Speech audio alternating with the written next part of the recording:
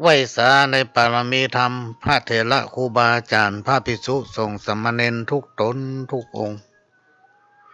ขอสวัสดีพี่น้องท่านผู้ฟังป้อน้อยป้อนานป้ออุ้ยแม่อุ้ยที่รับฟังรายการจากสถานีวิทยุกระจายเสียงพระพุทธศาสนาแห่งชาติและสังคมคลื่นเพื่อการศึกษาพระพุทธศาสนาและวัฒนธรรม FM 104.50 เมกะเฮิรตซ์จากวัดไฟหินวัดไฟหินตั้งอยู่ตำบลสุเทพอำเภอเมืองจังหวัดเชียงใหม่และก็ได้รับการอนุเคราะห์เมตตาจากท่านผู้อำนวยการสถานีล้านนาเชียงใหม่ตำบลช้างเผือกอำเภอเมืองจังหวัดเชียงใหม่และก็ต้านผู้อำนวยการสถานีคลื่นพัฒนาคุณภาพชีวิต FM 92.25 วัดป่าแดงมหาวิหารสถานีวิทยุ FM 98.75 คลื่นธรรมะของชุมชนบ้านห้วยตองสักตำบลขวางเปาอำเภอจอมทองจังหวัดเชียงใหม่สถานีวิทยุมนต์เสียงธรรม 106.25 วัดบูพารามอำเภอแม่แจ่มจังหวัดเชียงใหม่5 สถานีพี่น้องท่านผู้ฟังเป็นประจำทุกวันเสาร์ที่เราจะได้มาปะมาพบมาเป็นคู่เป็นกิม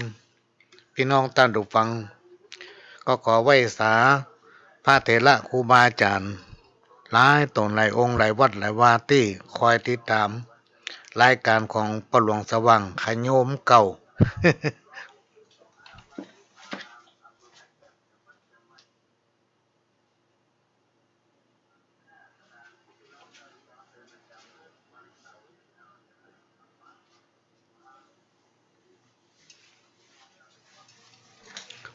ก็มาให้กำลังใจกันพี่น้องท่านผู้ฟังวันนี้ก็มาเปลี่ยนบรรยากาศให้พี่น้องท่านผู้ฟังหลังจากพี่น้องท่านผู้ฟังพ่อน้อยพ่อนานพ่ออุ้ยแม่อุ้ยได้รับฟังรายการสาระสปะร้อยอันปันเรื่องจากเถระครูบาอาจารย์จากวิทยากรผู้ดำเนินรายการช่วงนี้ก็มาฟังขโยมเก่าอู้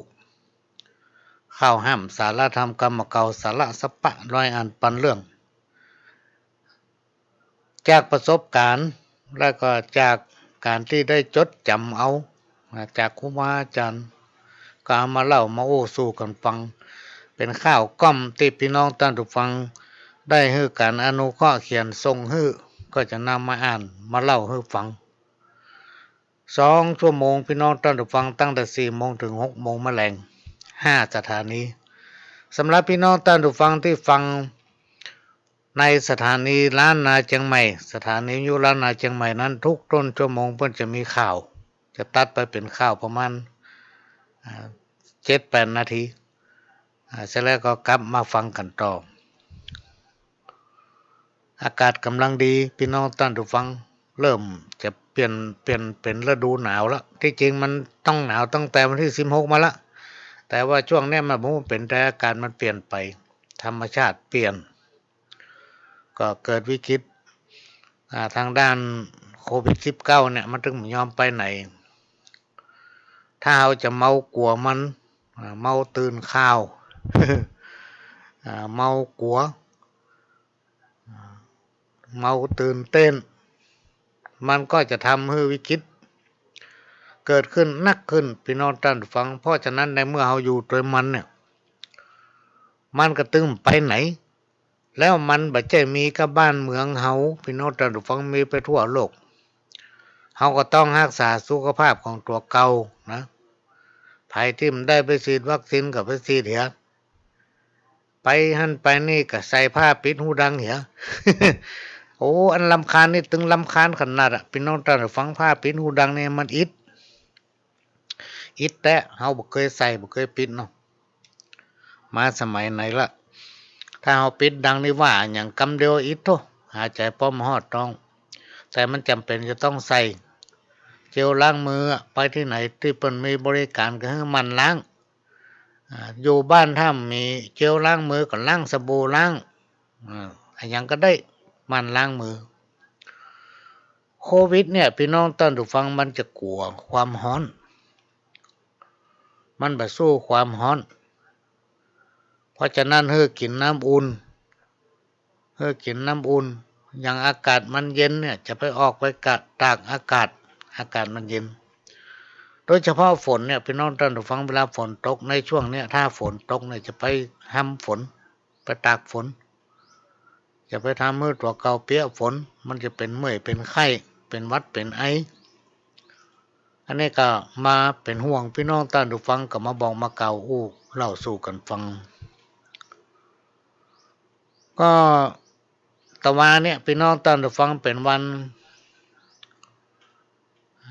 12 เพ็ง12 เพ็งมาเป็น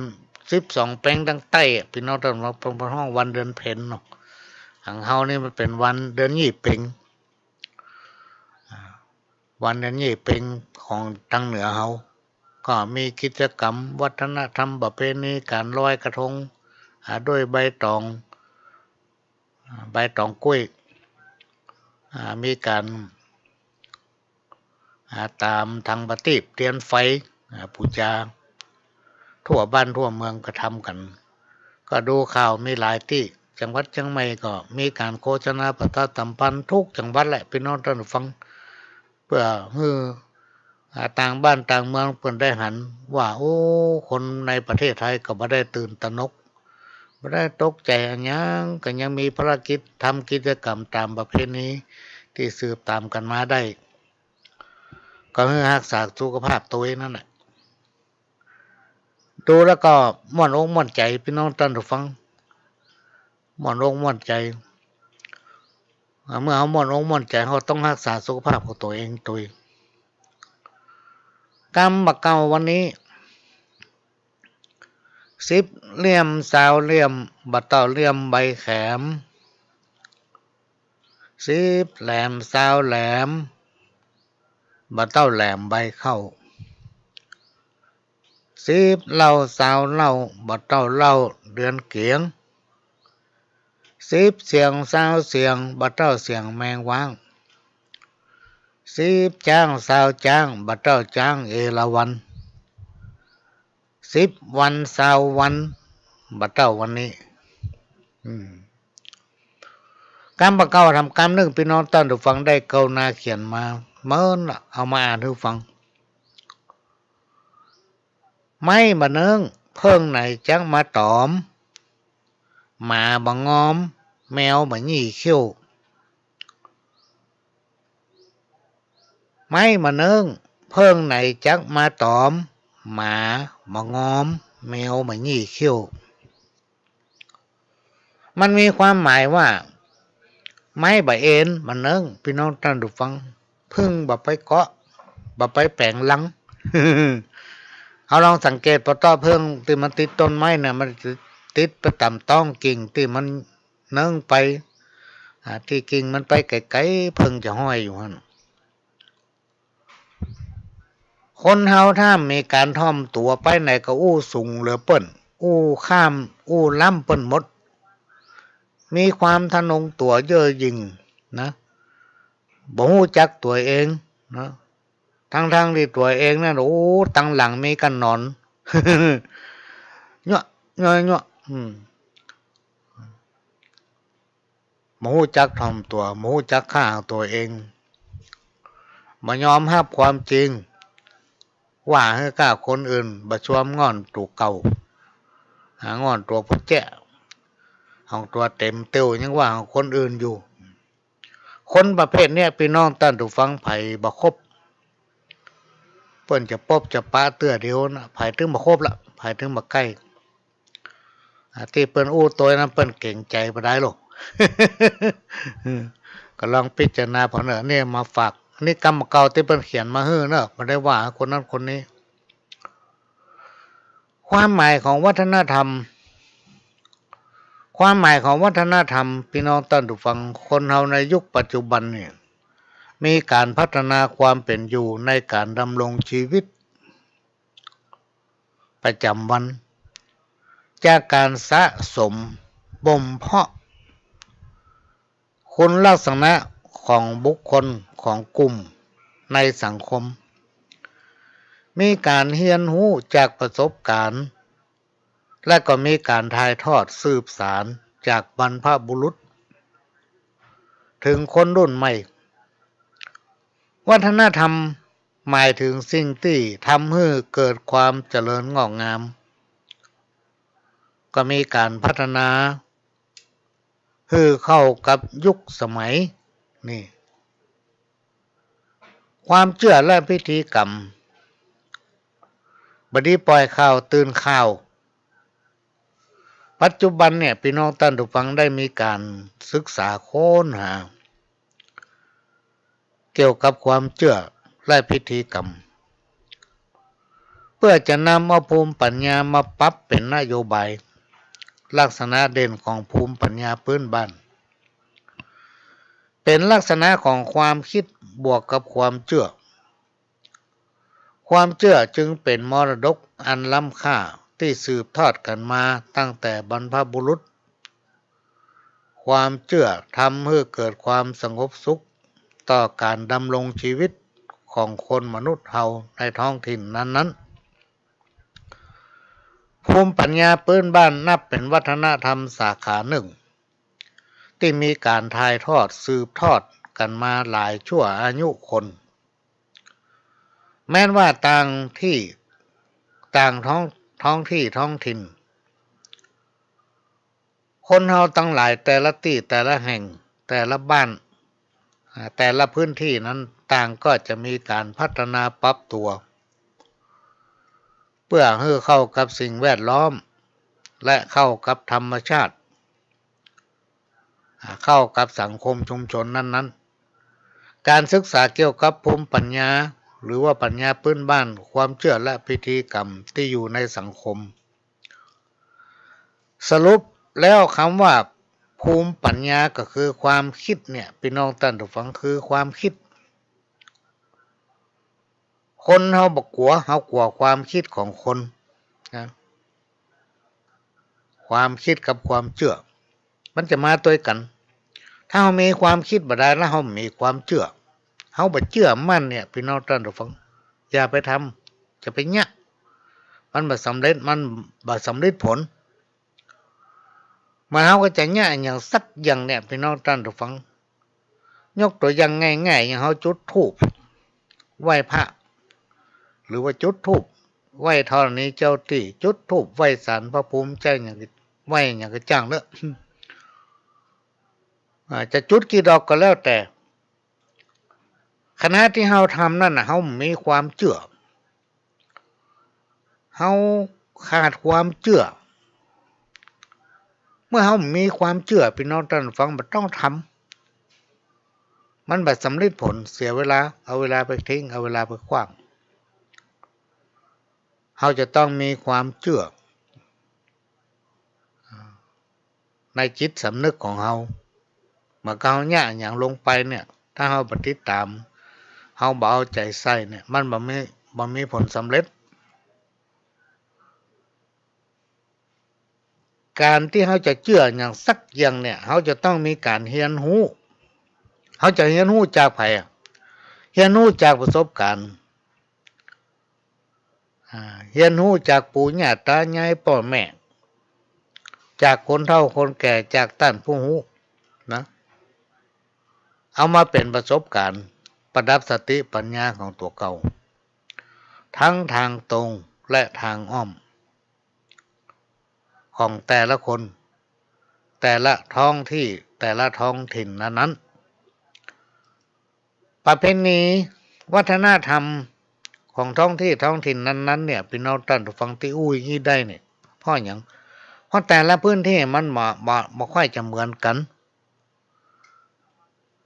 สรุปแล้วมันมาที่เดียวกันนั่นก็คือความสุขความเจริญความรุ่งเรืองก้าวหน้านั่นแหละแต่ว่าพิธีปฏิบัติมันจะแตกต่างกันไปหน่อยที่มีการค้นคว้าที่มีละอ่อนหลายๆกลุ่มหลายๆคณะที่เขาศึกษาเกี่ยวกับเรื่องนี้ถามว่ามันจะได้ว่าเหมือนกันนั่นก็เป็นไปอย่างอันนั้นก็เป็นแป้มอย่างก็คือประเพณีแต่ละพื้นที่เนี่ยพี่น้องท่านผู้ฟังมันจะอยู่ที่การปลูกฝังของบรรพบุรุษการปฏิบัติสืบตามกันมาสมัยพ่อแม่ปู่ย่าตายายผู้เฒ่าผู้แก่ครูบาอาจารย์นี่เป็นต้น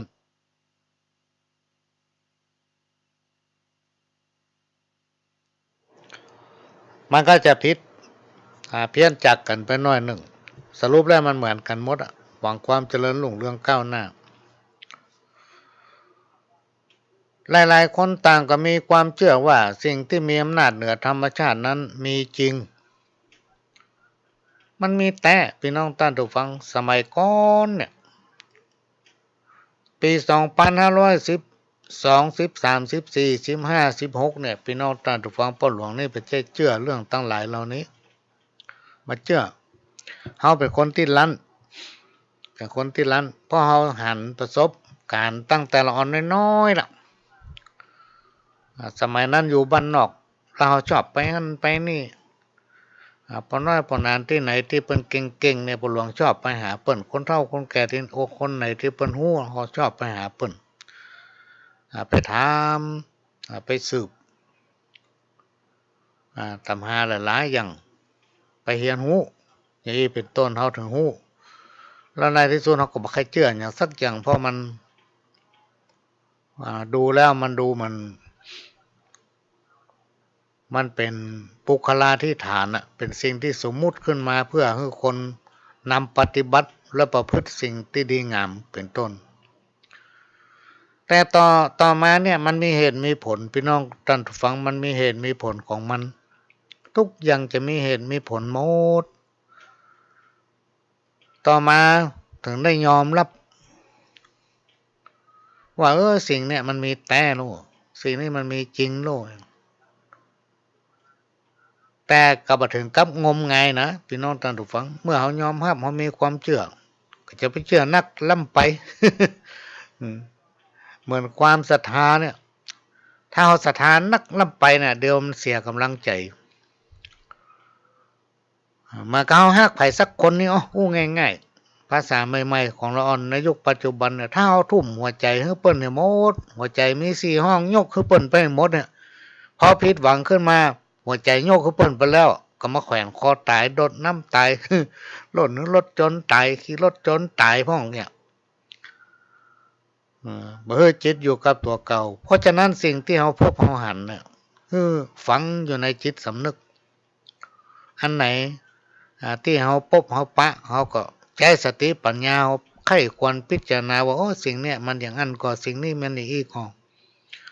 เพราะว่าทุกอย่างมันจะมีเหตุมีผลพี่น้องท่านทุกท่านก็ลองพิสูจน์ด้วยตัวเก่า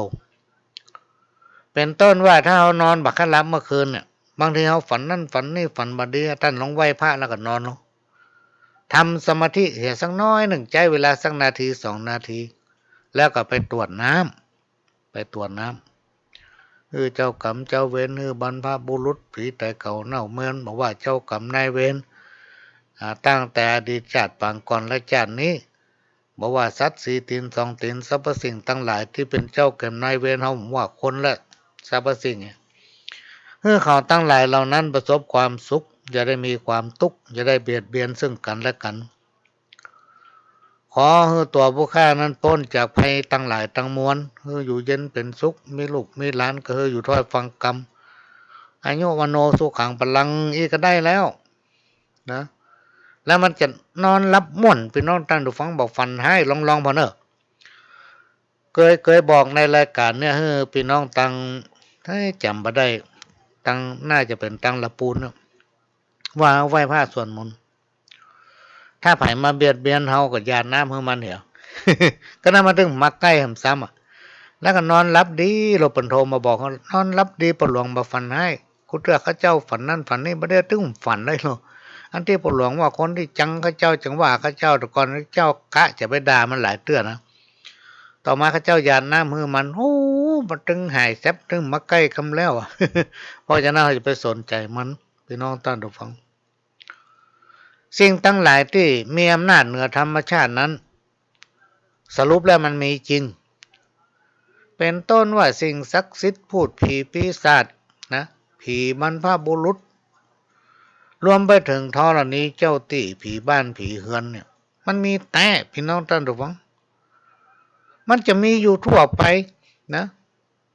มันจะมีอยู่ทั่วไปแต่ถ้าเฮาบ่สนใจเปิ้นพี่น้องท่านผู้ฟังเฮาบ่ฮือเกียรติเปิ้นเฮาบ่เคารพนับถือเฮาบ่เชื่อถือเปิ้นเนี่ยเป็นต้นว่าบ้านเฮามีมันนึงให้เข้า มีครัวไฟแต่เขามายอมเนี่ยอย่างสักอย่างบางคนก็จนด้วยหน้าที่การงานต้องมีภารกิจไปเนี่ยการทำงานเพื่อจะเลิกงานกลับเข้าบ้านก็ค่ำต้องซื้อข้าวห่อข้าวกล่องมากินบ่สามารถที่ทำแม้กระทั่งหุงข้าวในบ้านได้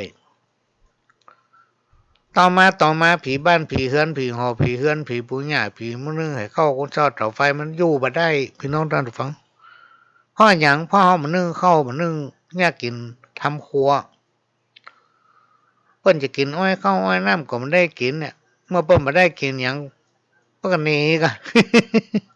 ปุ้นประโยชน์กัดก้อมกัดแรงประโยชน์ตำร้านอาหารตำสั่งบุญ เหตุผลก็คือมันมีเรื่องวุ่นวายเกิดขึ้นสปะสะเปดจิตใจของคนเลยเป็นเพศเป็นอย่างไปละวิปริตไปละจิตใจของคนเฮาลองสังเกตพอเตอร์จิตใจคนมาเดียวกับตะกอนเหมือนกันเนาะฮ้อนจิตใจคนมาเดียวตะกอนคนเป็นใจเย็นใจงามเนี่ยคนในยุคปัจจุบันนี่พอหน้ากับบ่ได้ยังบ่ได้โต้ยฆ่าโต้ยตีโต้ยบุบกันนะครับรถแซงกันบ่ได้ก็พอใจกันนะพี่น้องท่านผู้ฟังขี่รถจ้าก็บีบแกไล่เปิ้นเปิ้นขับรถไว้ก็ด่าเปิ้นเมียนหมดเพราะหยังเพราะว่าจิตใจมันเหินห่างจากประเพณีที่ปู่ย่าตายายเปิ้นปฏิบัติแล้วทางด้านความเป็นอยู่กับการประกอบสัมมาอาชีพทำให้เหินห่างจากความอบอุ่นก็คือบ่ได้อยู่กับพ่อกับแม่กับพี่กับน้องกับปู่กับย่าต้องไปหาที่เจ้าอยู่ที่มันใกล้ที่เนี่ยการทำงานนะอันนี้เป็นต้น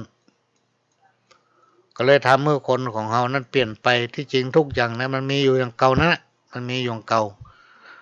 มันถึงมีกรรมหนึ่งที่เปิ้นมักจะกล่าวว่าผียังขอได้คนขอกันบ่ได้จะได้คนแต่ก่อนเวลาเปิ้นมีเหตุมีเรื่องอย่างกันเนี่ยไปว่าผียังขอได้คนยังขอคนขอกันบ่ได้จะได้พอเวลาไปหาเมื่อหาหมอสมมติเรามีลูกมีหลาน3 วันดี4 วันให้ก็เดี๋ยวก็เมื่อยก็เดี๋ยวก็ไข้เอาไปหาหมอหลายเตื้อแล้วก็มาหาย แหกก็ได้เจ็ดก็ได้ผู้เลยพอหินหายสักเตื้อไปเปิดหนังสือพ่อเปิ้นว่าถ้าอยู่ดีสบายบ่ดีไปเปิดหนังสืออ่านตำหาเนอะพี่น้องท่านฟังเดี๋ยวมันจะบอกให้ส่งเคราะห์อันนั้นส่งสตวงอันนี้ปู่จานี่โอ้มีปัญหานักไปถามเมื่อมันไปเหี่ยวที่โกงเหี่ยวใส่หัวผีเนี่ยผีตายโหงนอนท่านไปเหี่ยวใส่หัวเปิ้นไปบนเนี่ยเนอะเปิ้นจะกินไก่กุ้งไหวเหล้าขาวควันเนี่ยก็ไปขอคนที่เปิ้นฮู้น้อยไปบนบักแก้วมันมานี่แต่ว่ามันเหี่ยวใส่หัวมันบ่ฮู้ว่าท่อนี้เจ้าตี้หรือว่าผีตายเก่าเน่าเมินมาใส่อยู่นี่ประเด็นนี้มันก็ขอตัวข้าเนี่ยมาสู่มาบักมาบนมันบักให้สบายขอถอดพิษถอดไม้ออกเนอถ้ามันหายเมื่อยหายไข้ข้าจะเอาไก่มาเลี้ยงกู้เล่าหายไก่กู้ไอ้เนาะ โอ้หายแต้พี่น้องท่านผู้ฟังหายแต้พอหายแต้ก็ไปเลี้ยงปัญหาอันนี้เลยมีกรรมว่าสืบตามกันมาว่าผียังขอได้คนขอกันมาได้จะได้ สิ่งทั้งหลายที่กล่าวเนี่ยมันจะมีอยู่ทั่วไปไม่ใช่เป็นปุคลาธิฐานนะพี่น้องท่านผู้ฟังมันมีทั่วไปโดยเราจะหันได้ว่าพราหมณ์หรือพุทธบ่ว่าพราหมณ์หรือในทางพระพุทธศาสนาเนี่ยก็ยังมีความเชื่อและเคารพนับถือสิ่งศักดิ์สิทธิ์นะมาเป็นเครื่องยึดเหนี่ยวทางด้านจิตใจเรียกว่าคนมนุษย์เฮาเนี่ยเป็นส่วนนักนะสิ่งที่อยู่เหนือธรรมชาติช่วยดูแลปกปักรักษาให้สามารถดำเนินชีวิตและความเป็นอยู่อย่างปกติสุขพิธีกรรมกับความเชื่อเนี่ยเป็นสิ่งที่ เป็นสิ่งที่ฝังลึกอยู่ในจิตสำนึกของคนเฮามาตึงวันเนี่ยยังบ่ได้เสื่อมนะพี่น้องท่านฟังบ่ได้เสื่อมแถมบ่พอยังเพิ่มขึ้นเรื่อยๆเพิ่มขึ้นเรื่อยๆพี่น้องท่านฟังความเชื่อของคนเฮานะความเชื่อความศรัทธาเนี่ยแต่วันเมื่อกี้วันที่ผ่านมาได้มีโอกาสพบปะกับท่านผู้ฮู้ที่มีความเคารพเลื่อมใสในทางพุทธศาสนาบอกว่าคนเฮาในยุคปัจจุบันเนี่ยปะหลวงมันเชื่อล้ำไปเชื่อเกินไปแต่โอ้เชื่ออย่างเชื่อเกินไปเชื่อสิ่งศักดิ์สิทธิ์เนี่ยกะพี่น้องไปเอาพระเจ้าเป็นเทพ เอาพระพุทธรูปเป็นเทพพระเจ้าไปบนอันนั้นไปบนอันนี้นะอันกายเนี่ยพี่น้องตั้งแต่ฟังลองใจจิตของตัวเก่าเนี่ยคิดพอพระพุทธรูปซึ่งเป็นสารรูปขององค์พระสัมมาสัมพุทธเจ้าให้ไปคิดจะไปหลงว่าเนี่ยคือเทพเจ้า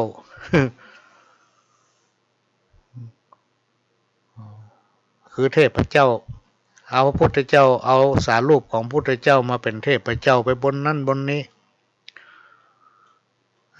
1 ใน 100บางทีมันสำเร็จก็ดีไปถ้ามันไม่สำเร็จก็เสื่อมไปละโอ้พระเจ้าวันนั้นบ่ศักดิ์สิทธิ์พระเจ้าวันนี้บ่ศักดิ์สิทธิ์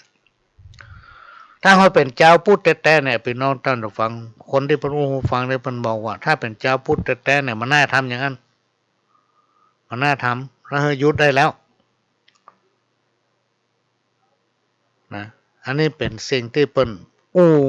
ให้ฟังแล้วก็ฝากผู้หลวงเอาไปออกรายการกำพี่น้อง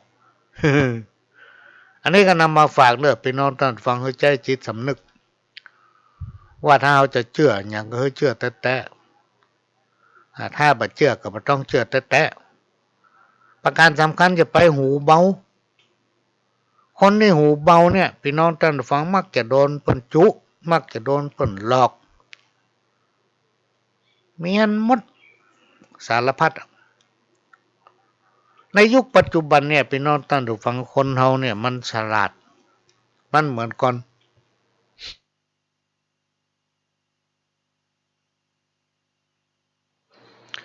คนเฮามันฉลาดคิดหาวิธีขึ้นมาเรื่อยๆแต่ก่อนนี้เพิ่นจะมีกับป่าใหญ่กินป่าน้อยลงไม่ได้นี่ผมว่าป่าน้อยป่าใหญ่กินกันไปเลยบ่ฮู้หัวฮู้หางคนที่มีความคิดก้าวไกลที่มีปัญญาเฉียบแหลมแทนที่จะใช้ปัญญาไปในทางที่ถูกต้องกลับใช้ปัญญานั้นไปในทางที่เสื่อมนะแนะนำคนไปในทางที่บ่ชอบแนะนำคนไปในทางที่ผิดที่บ่ถูกนะเนี่ยเพิ่นโทรมาฟังไว้มันใจละปะหลวงมันใจอันนี้ก็เป็นเรื่องที่นำคำของคนอื่นมาเล่าให้ฟังว่าความเชื่อของคนเฮาเนี่ยเขาจะต้องเชื่อแล้วก็มีเหตุมีผลว่าอย่างนั้นควรอย่างนี้บ่ควรอันยังกระจ่างพี่น้องท่านผู้ฟังมันต้องมีผลของมันเหมือนเราปลูกต้นไม้เขาก็ต้องได้กินผลของมันปลูกผักกาดพอมันใหญ่ขึ้นมาก็ได้กินมัน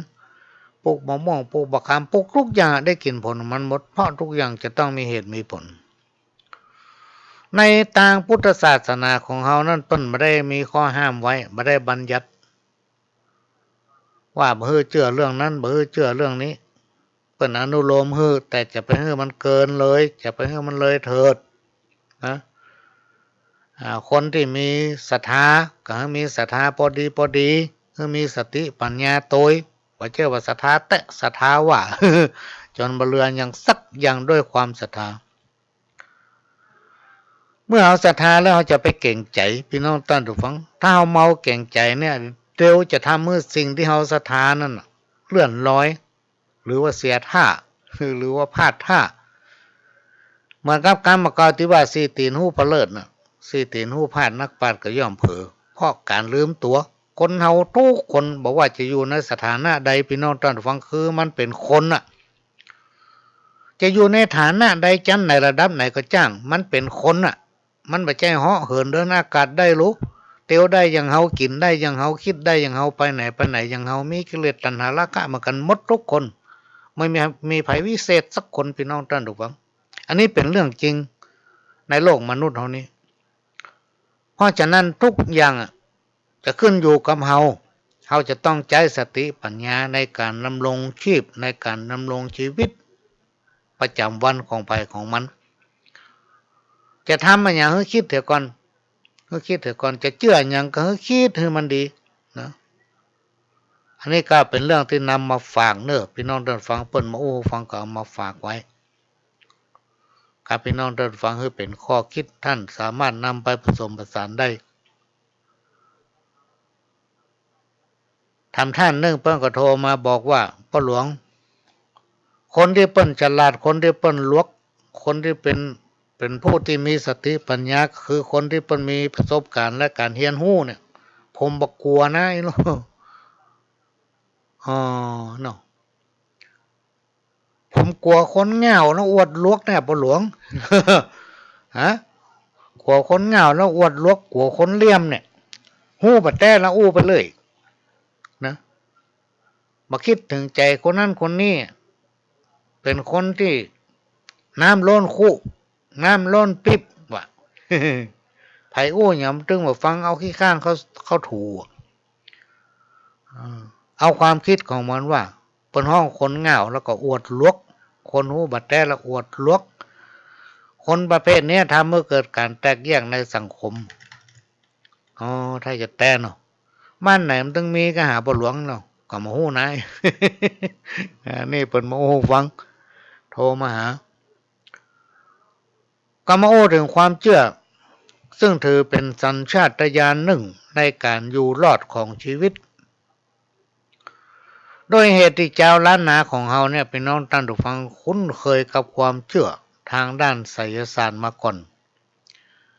เป็นต้นว่าไปหาหมอดูพ่องไปหาหมอที่เปิ้นแปลงเตียนพ่องไปดูลายมือพ่องต่อมาอย่างไพ่เนี่ยพี่น้องท่านฟังไพ่ปอกไพ่อย่างเนี้ยไพ่อย่างก็เป็นห้องเจมซีพ่องอย่างทั้งหลายเราเนี่ยมูนี่มาทีหลังสมัยก่อนแต่เปิ้นจะเปิดปั๊มหนังสาเนาะไล่แควอายุปีนี้มันตกอย่างตกอันใดอันนี้เป็นความเชื่อของคนเราต่อมาคนที่มีภูมิความหูพี่น้องท่านผู้ฟังก็มาพลิกแพง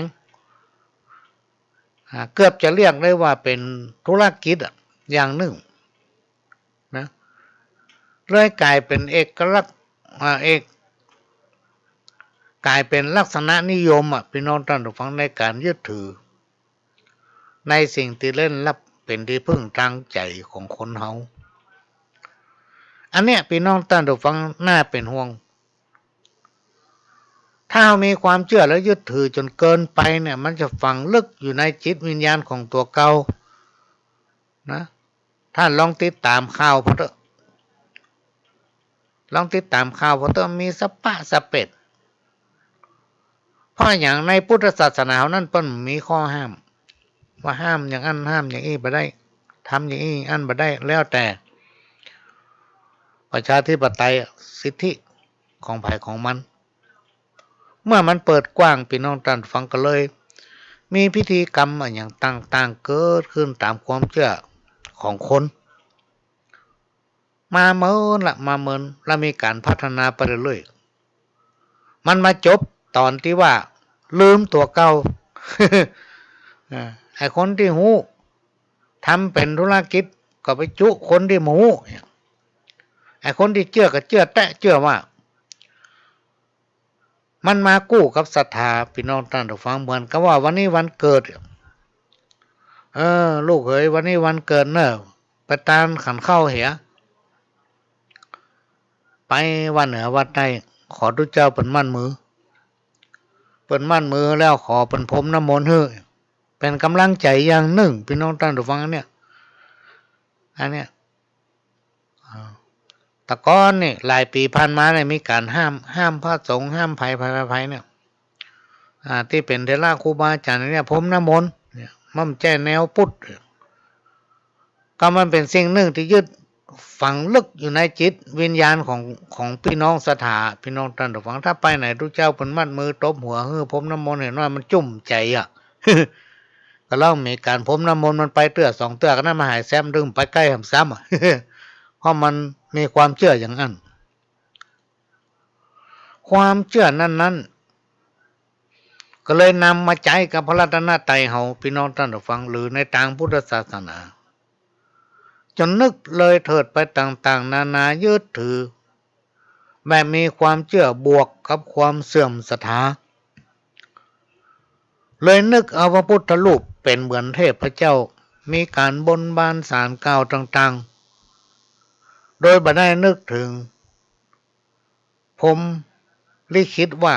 วิถีชีวิตของคนเฮาจะต้องเป็นไปตามพรหมลิขิตนะตึงวันเนี่ยพี่น้องท่านผู้ฟังคนเฮาเนี่ยจะต้องเป็นไปตามพรหมลิขิตก็คือเป็นไปตามผลแห่งกรรมพี่น้องท่านผู้ฟังอันนี้มีไผกล้าอู้นะพอหลวงเอามาอู้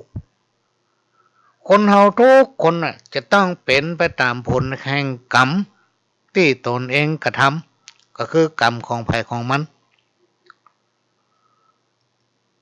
ส่วนที่เฮาทำไปแล้วมันจะนักจะน้อยขึ้นอยู่กับบุญวาสนาที่เฮาสั่งสมไว้ทำกรรมหนึ่งถ้าเฮาบ่เคยสั่งสมบุญเลยเนี่ยพี่น้องท่านผู้ฟังเฮาบ่เคยทำบุญเลยจิตใจเฮาปากเฮาว่าบ่ได้แต่ใจเฮาบ่ตุยกินบุญบ่ตุยหำซ้ำเนี่ยมันก็อย่ามันเกิดซ้ำเฮานักขึ้นแต่ถ้าบุญที่เฮาสั่งสมไว้มันนักมันก็จะลดน้อยไว้ลดน้อยไปเพิ่นฮ้องว่ากรรมไผกรรมมันที่ได้สร้างไว้ไผสร้างกรรมดีไว้นัก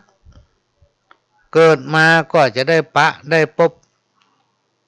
กับสิ่งที่ดีๆนักตรงกันข้ามถ้าไผในเมื่อในอดีตชาติหรือว่าตั้งแต่อดีตเมื่อเขาเกิดมาเป็นคนตั้งแต่เกิดมาจนถึงปัจจุบันเนี่ยสร้างความบดีไว้นัก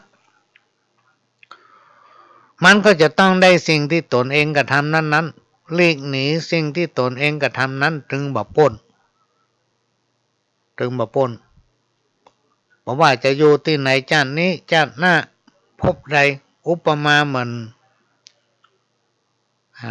ครั้งหนึ่งเมื่อมาแล้วสุนัขหรือว่าหมากู้หนึ่งมีอยู่วันหนึ่งมาตัวผู้วิ่งข้ามถนนแต่วิ่งไปได้บัดทันพ้นรถทับตายคำติมาตัวเมียไปยืนค่อมพี่น้องท่านผู้ฟังตึงเห่าตึงหอนบ่ยอมจากไปไหนทำให้เป็นหน้าที่เวทนาคนที่ได้พบได้ปะได้หันเศร้าอกมองใจกันตามๆไปหมดมีครูบาอาจารย์ท่านหนึ่งเดินผ่านมาพบปะเหตุการณ์ดังกล่าวได้ขึ้นว่ามา2 ตัวนี้เมื่อชาติก่อนเกิดมาเป็นมนุษย์อย่างเขาเนี่ยมีฐานะครอบครัวฐานะหลักฐานมั่นคงบัตุกบัจนแต่เป็นคนตำหนิบักกินบัตตังอันพี่น้องท่านผู้ฟังบักกินบัตตันนะเป็นคนที่มีภูมิปัญญาอู้ได้ไปเปลืองมีอุปนิสัยเนี่ยก็ดีหมดแต่มันไม่ชอบกินไม่ชอบทาน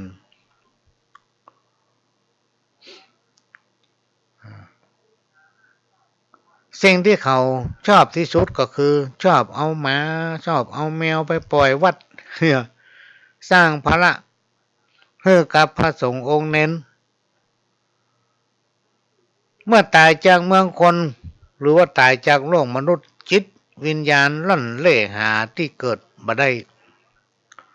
ไปป้าหมาต้องแก่ใกล้คลอดหรือกำลังเจ็บต้องใกล้จะเกิดจิตวิญญาณก็ตกไปอยู่ในท้องของหมาเลยเกิดมาเป็นหมาเหมือนที่หันผู้เป็นเจ้าของหมาได้ฟังหันตุยพี่น้องท่านฟังถ้าจะแต้ก็หาบ้านเจ้าของหมาอยู่ใกล้วัดมักจะหันหมาของตัวเก่าเนี่ยไปเฝ้าอยู่ที่ประตูวัดเกือบจะตลอดเวลาจนถึงปัจจุบันเนี่ยพี่น้องท่านฟังต่อมาก็ได้นำเอาหมาตัวนั้นไปฝังไว้ที่พื้นต้นลำไยก็ปรากฏว่าหมาแม่ตัวนั้นไปนอนเฝ้าบนหลุมฝังหมาตัวนั้น บัญยอมกินข้าวกินน้ำอยู่มาเมินเต้าใดพี่น้องท่านฟังหมาแม่ตัวนั้นก็ตายอยู่บนหลุมของหมาตัวผู้แห่งนั้นซึ่งเป็นเรื่องที่น่าอัศจรรย์อันนี้เป็นความที่หลวงปู่ปุณอุภูมิปัญญาพื้นบ้านท้องถิ่นซึ่งสะท้อนให้หันถึงวิธีการดำเนินชีวิตของคนเฮาแต่ละเผ่าพันธุ์มาตั้งแต่อดีตอันยังล้วนแฝงด้วยภูมิปัญญาที่เอื้อประโยชน์ต่อสุขภาพจิตและถือได้ว่าเป็นมีความสำคัญสมดุลต่อร่างกายจิตใจและสอดคล้องกับสิ่งแวดล้อมคนสมัยก่อนนั้นจะใช้ภูมิปัญญาและก็เอื้อประโยชน์ต่อสุขภาพใช้วิถีชีวิตแบบเรียบง่ายเข้าใจเกี่ยวกับโรคภัยไข้เจ็บตามระบบความเชื่อถือและวัฒนธรรมพื้นบ้านโดยเฉพาะการติดต่อกับอำนาจเหนือธรรมชาติเป็นต้นว่าการเส้นไหว้ผีปู่ย่าการเส้นไหว้ผีเจ้านายผีมดผีเมงผีกำผีสปะผีหอผีเฮือนท่อนี้เจ้าติเทวบุตรเทวดารวมไปถึงพระภูมิพระพรหมอย่างตั้งหลายเราเนี่ยตามความเชื่อของคนความเชื่อของคนแต่ละท้องถิ่นที่กล่าวมานี้มันมีความสำคัญกับทางสังคมเป็นอย่างนักหรือว่าเป็นอย่างมากภูมิปัญญาเจ้าบ้านซึ่งจะถือได้ว่าอยู่เคียงคู่กับปู่ย่าตายายธรรมชาติสิ่งแวดล้อมและอำนาจเหนือธรรมชาติที่กล่าวมานี้เป็นที่มาของความอยู่เย็นเป็นสุขพี่น้องท่านผู้ฟังถึงวันถึงมันที่เขาได้สืบแตนได้อยู่สุขกายสุขใจเนี่ยเพราะบรรพบุรุษปู่ย่าตายายของเขาเนี่ยมันสั่งสมไว้มันสืบทอดมาถึงเขาทำเขาได้อยู่สุขสบายแต่เขาเนี่ยมันนำเอาสิ่งที่ปู่ย่าตายายเขาเปิ้นปฏิบัติเปิ้นทำก็คือหนึ่งมีจิตใจเอื้อเฟื้อเผื่อแผ่สองฮักพี่ฮักน้องสร้างความสมานฉันท์สามัคคีอันที่สามก็คืออันใดบ่แจ้งเฮาก็ไม่ต้องไปสนใจของที่เฮาจะได้มันถึงจะได้จะไปกดไปโกงคนโบราณเพิ่นนึกว่าไม้กดเพิ่นเอาแปลงคอเล็กงอเพิ่นเอาแปลงคนแปลงเขียวคนกดอย่างเดียวใจกันบ่ได้ต้องปรับพฤติกรรมของตนเองบ่ใช่ฉลาดแกมโกงหาฉลาดปากม่วนแต่ในใจกดคนประเภทนี้คนบดีอาคมมันคนดีๆไผบ่ใกล้การกรรมโบราณที่ว่าเว้นหมาฮื้อปอศอกเว้นอีวอกฮื้อปอวาเว้นคนป่าลาฮื้อไก่แสนโยชน์กรรมอันเนี้ยมีประโยชน์ขนาดพี่น้องท่านผู้ฟังคนในสมัยก่อนยุคก่อนนั้น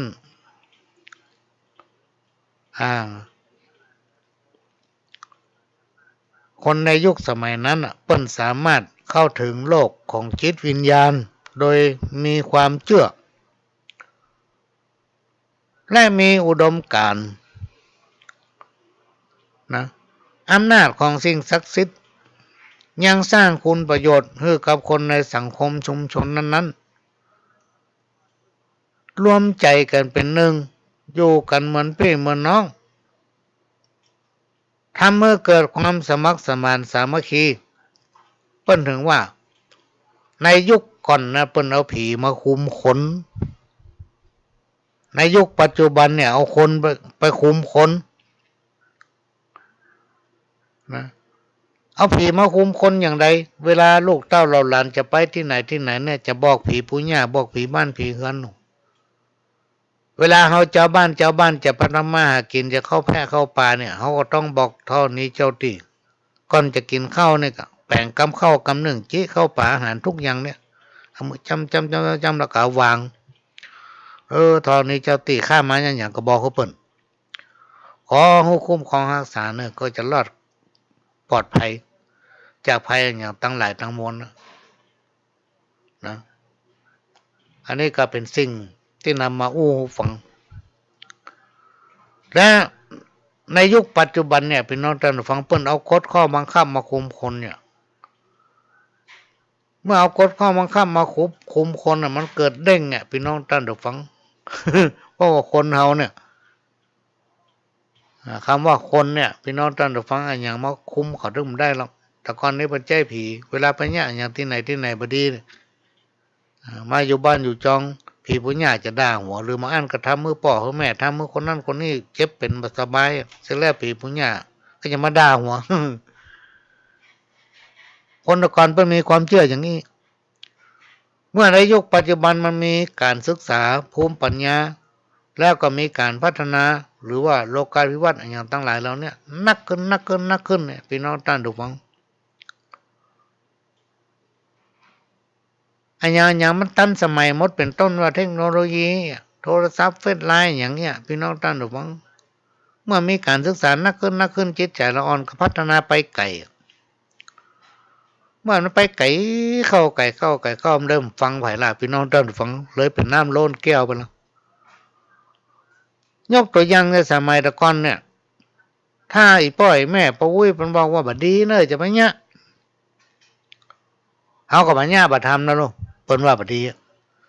ประเด็นนี้เขาลองบอกละอ่อนกับปัญญาเนี่ยมันบัดดีเดี๋ยวมันย้อนถามเขาแล้วเป็นจะได้ว่าบัดดีเพราะอันหยังเนี่ยเขาต้องมีเหตุผลมันเนี่ยความการพัฒนาเนี่ยพี่น้องท่านฟังมันเป็นไปตามยุคการสมัยเพราะฉะนั้นในฐานะที่เราเป็นเจ้าพุทธเราเป็นผู้ปกครองเราเป็นพ่อเป็นแม่เป็นปู่เป็นป้าเป็นคนหนึ่งในสังคมชุมชนเนี่ยควรจะทำตนเองให้เป็นตัวอย่างแก่ลูกแก่หลานเพื่อมาให้วัฒนธรรมประเพณีอย่างตั้งหลายเราเนี่ยเสื่อมไปนะเสื่อมไปให้มันมีเหมือนเก่าถามว่าภูมิปัญญาชาวบ้านมาจากไหนก็มาจากความรู้แบบองค์รวมของชาวบ้านที่สั่งสมและถ่ายทอดกันมาอย่างต่อเนื่องเป็นทอดเป็นต้นว่าสภาพของธรรมชาติสิ่งแวดล้อมที่อยู่อาศัยสภาวะที่บรรพชนสร้างสรรค์ขึ้นโดยเฉพาะความเชื่อเกี่ยวกับโลกและจักรวาลที่เป็นที่มาของความเชื่อที่สืบทอดกันมาจนถึงปัจจุบันและก็มีความเกี่ยวพันกับการดำรงชีวิตของคนเฮาทั้งทางตรงทางอ้อมขอยกตัวอย่างความเชื่อเรื่องโลกของเฮาเนี่ยพี่น้องท่านผู้ฟังมันประกอบด้วยธาตุสี่คือดินน้ำลมไฟความเชื่อเกี่ยวกับดวงดาวมีอิทธิพลต่อดวงชะตาบ้านต่อดวงชะตาเมืองความเชื่อเกี่ยวกับเรื่องผีความเชื่อเกี่ยวกับเรื่องผีที่สถิตอยู่ในธรรมชาติเป็นต้นว่าผีเจ้าป่าผีเจ้าเขาผีเจ้าตี้ผีเจ้านาย รวมไปถึงผีบรรพบุรุษรวมไปถึงผีปู่ย่าต่างก็มีความเชื่อว่าผีปู่ย่านั้นจะอยู่รักษาวงตระกูลให้อยู่ดีมีสุขถือว่าเป็นผีชั้นสูงพี่น้องท่านผู้ฟังผีปู่ย่านะเป็นผีชั้นสูงผีที่มักจะทำลายความสงบสุขก็คือผีตายโหง ผีที่ก่อกวนทำให้คนบ่มีความสุขก็คือผีตายโหงผีกะยักษ์ผีกะผีพายผีกระสือผีโพงนี่ ผีหมู่นี้เป็นผีที่บ่ได้ไปเกิดโลกพี่น้องท่านผู้ฟังเขามีจิตวิญญาณที่ต้องล่อนเล่ใจกำนะสมัยก่อนเพิ่นฮ้องว่าผีจันต่ำเป็นผีจันต่ำความเชื่อพิธีกรรมและประโยชน์ของภูมิปัญญาท้องถิ่นเกิดประโยชน์ต่อสังคมชุมชนพี่น้องท่านผู้ฟังหนึ่งช่วยหล่อหลอมให้คนมนุษย์เฮาเป็นมนุษย์หรือเป็นคนหรือมนุษย์จัดอยู่ในสัตว์โลกที่ต้องเวียนว่ายตายเกิดเหมือนกันกับสัตว์อื่นๆคนมนุษย์ต้องที่จะต้องมีพิธีกรรมทำพิธีกรรมต่างๆยกเว้นสัตว์พี่น้องท่านผู้ฟัง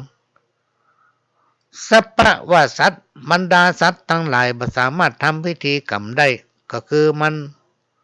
นอาจจะคิดได้แต่มันอู้บ่ได้ มันอาจจะนึกอยากอันนั้นอยากอันนี้แต่มันบ่สามารถไปหามากินเองได้เพราะฉะนั้นสัพพะว่าสัตว์ทั้งหลายจึงบ่มีตำรานะบ่มีตำราส่งเคราะห์หมูบ่มีตำราส่งเคราะห์หมากาไก่ นอกจากพิธีห้องขวัญควายเนี่ยพี่น้องท่านฟังควายมันจะหูหมูบางทีมันอาจจะหูเวลาเปิ้นไถนาแล้วเปิ้นจะมีการห้องขวัญควายเป็นกำลังสำคัญในการทำนาในยุคก่อนแต่ในยุคปัจจุบันนี่ควายบ่ค่อยมีละใจรถไถไปนัก อันที่สองพิธีกรรมนั้นช่วยสร้างความภูมิใจเพื่อเกิดปีติสุขที่ได้ประกอบพิธีกรรมอย่างคนบ่ค่อยสบายนี่3 วันดี4 วันให้อยู่บ่ม่วนเกณฑ์บ่ลำเปิ้นฮื้อผู้จาลดเคราะห์หรือผู้จาแถนหรือผู้จาจนหลังจนหน้าหรือผู้จาป่อเกิดไม่เกิดผู้จาธาตุเสร็จแล้วบางที่บางแห่งก็ลวดทำพิธีสู่เข้าเอาขวัญผูกข้อมือผลที่ได้รับก็คือสร้างความอบอุ่นและให้กำลังใจเฮามีกำลังใจดีนักขึ้น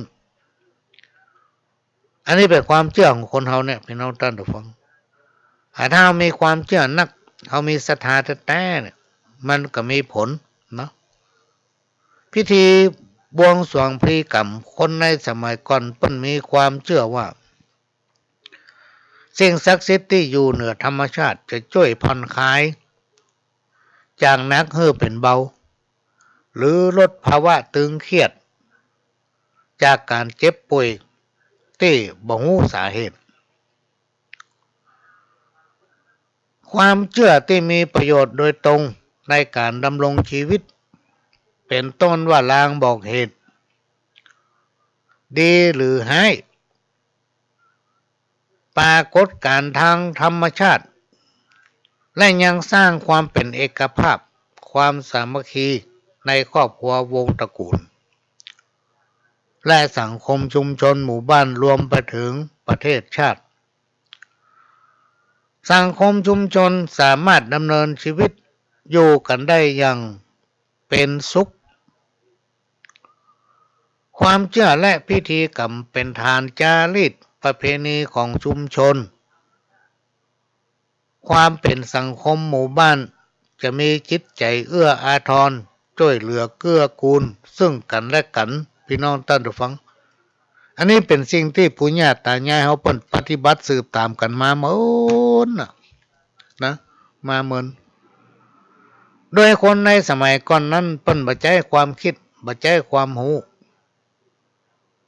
บ่ใจอำนาจบ่ใจยศถาบรรดาศักดิ์มาข่มขู่คะแนนเต็งเต็กกันมันจะอยู่ด้วยกันอย่างเงี้ยมันถึงทำให้สังคมชุมชนในสมัยก่อนนั้นมีความสุขห้องว่าอยู่เย็นเป็นสุขพี่น้องท่านดูฟังก็ลองนึกย้อนหลังไปเถอะในปัจจุบันเนี่ยตัวภัยตัวมันพี่น้องท่านดูฟังตัวภัยตัวมันเวลามีอย่างขึ้นมากรรมก็คิดเป็นคนละอย่างเนี่ยเป็นคนละอย่างทำให้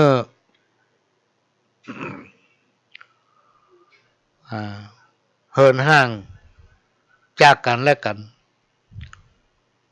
ความสมานฉันท์ก็น้อยเพราะแต่ละคนใจความคิดเห็นส่วนตัวเป็นใหญ่บางคนสำหันแก่ตัวมองคนอื่นแบบสำคัญอันของตัวนี่อันนั้นได้ก็สำคัญหมดเนี่ยน่ากลัวที่สุดพี่น้องท่านผู้ฟังถ้าคนหลายๆคนที่มีสติปัญญาแทนที่จะใจความคิดรวมกันคิดพัฒนาสร้างสรรค์สร้างความสมานฉันท์สามัคคีกลับใจความคิดไปในทางที่ผิดแล้วไปเชื่อกันให้หมด ฟังกันให้หมด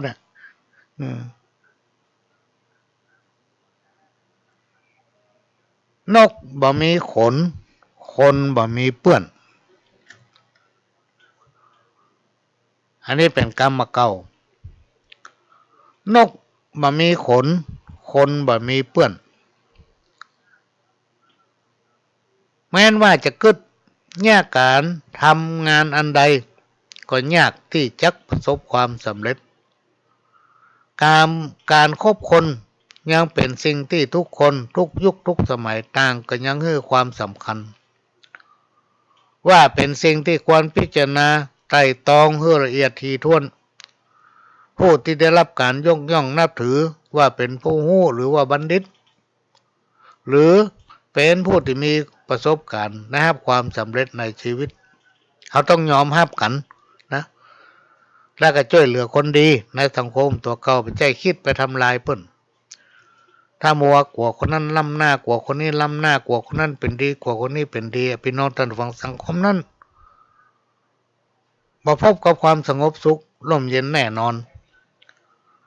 มาถึงช่วงนี้ขอพักสักกันเดียวหลวงเปิดเทปให้ฟังเนอะสำหรับพี่น้องที่ฟังรายการทางสถานีวิทยุล้านนาเดี๋ยวเพิ่นตัดเป็นข่าว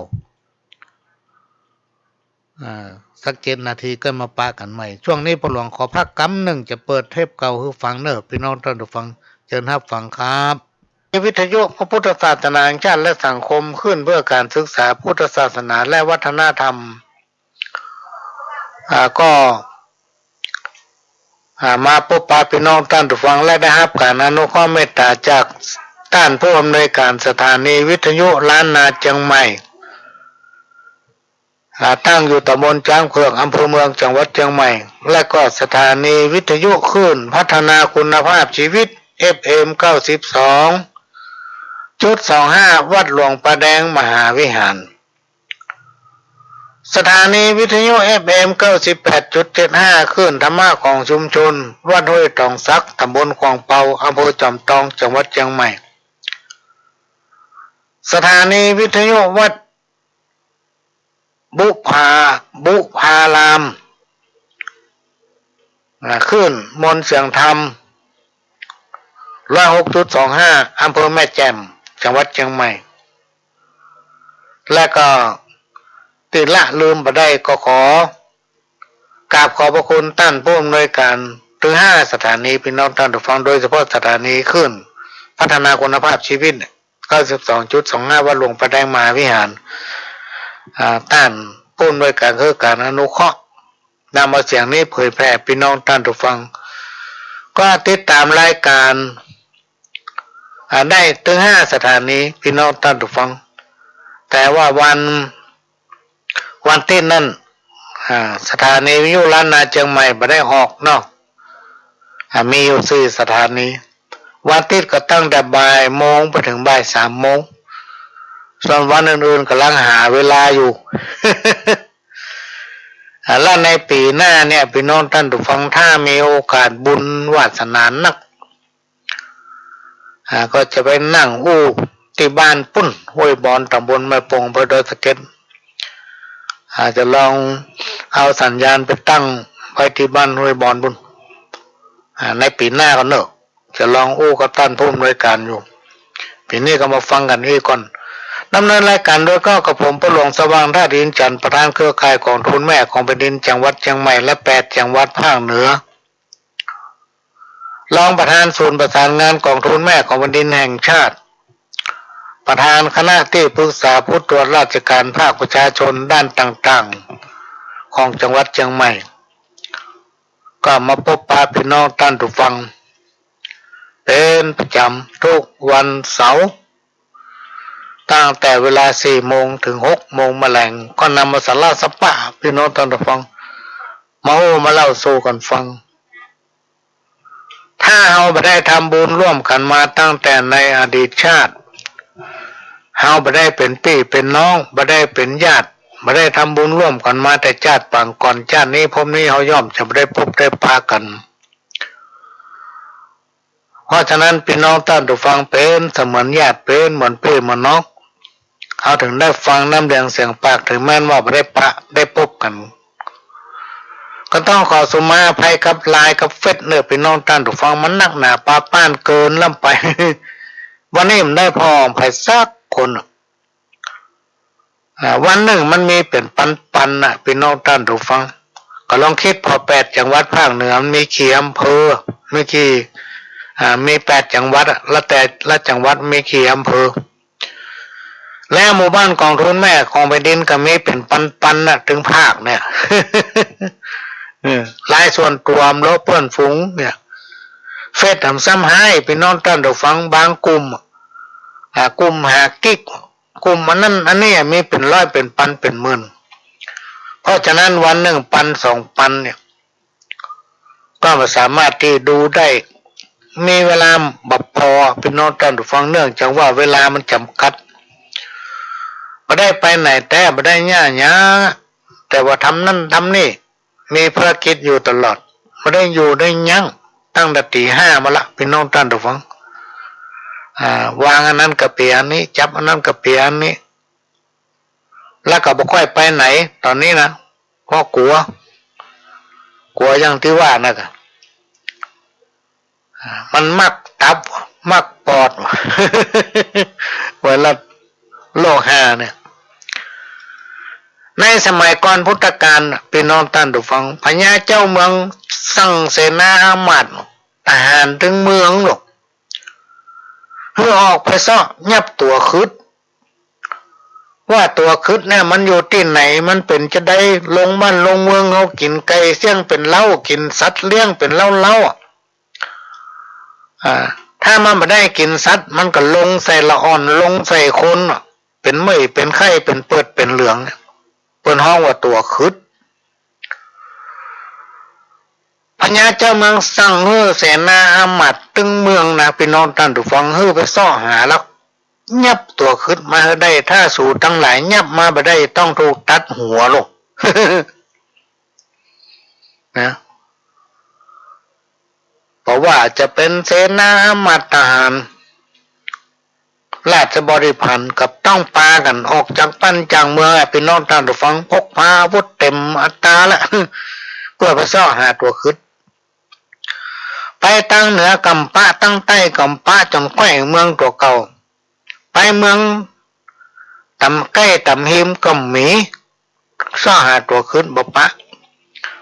เอาล่ะพี่น้องท่านผู้ฟัง3 วันก็ได้4 วันก็ได้5 วันก็ได้6 วันก็ได้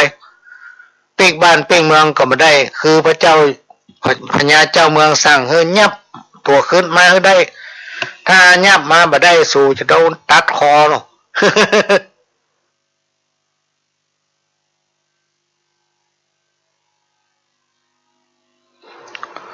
กลัวโดนตัดคอ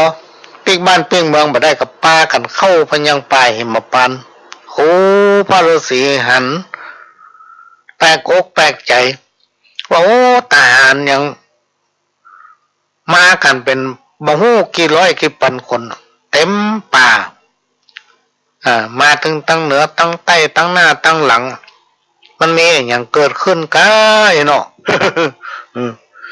อันนั่งยานพอเรื่องเป็นอย่างนี้โล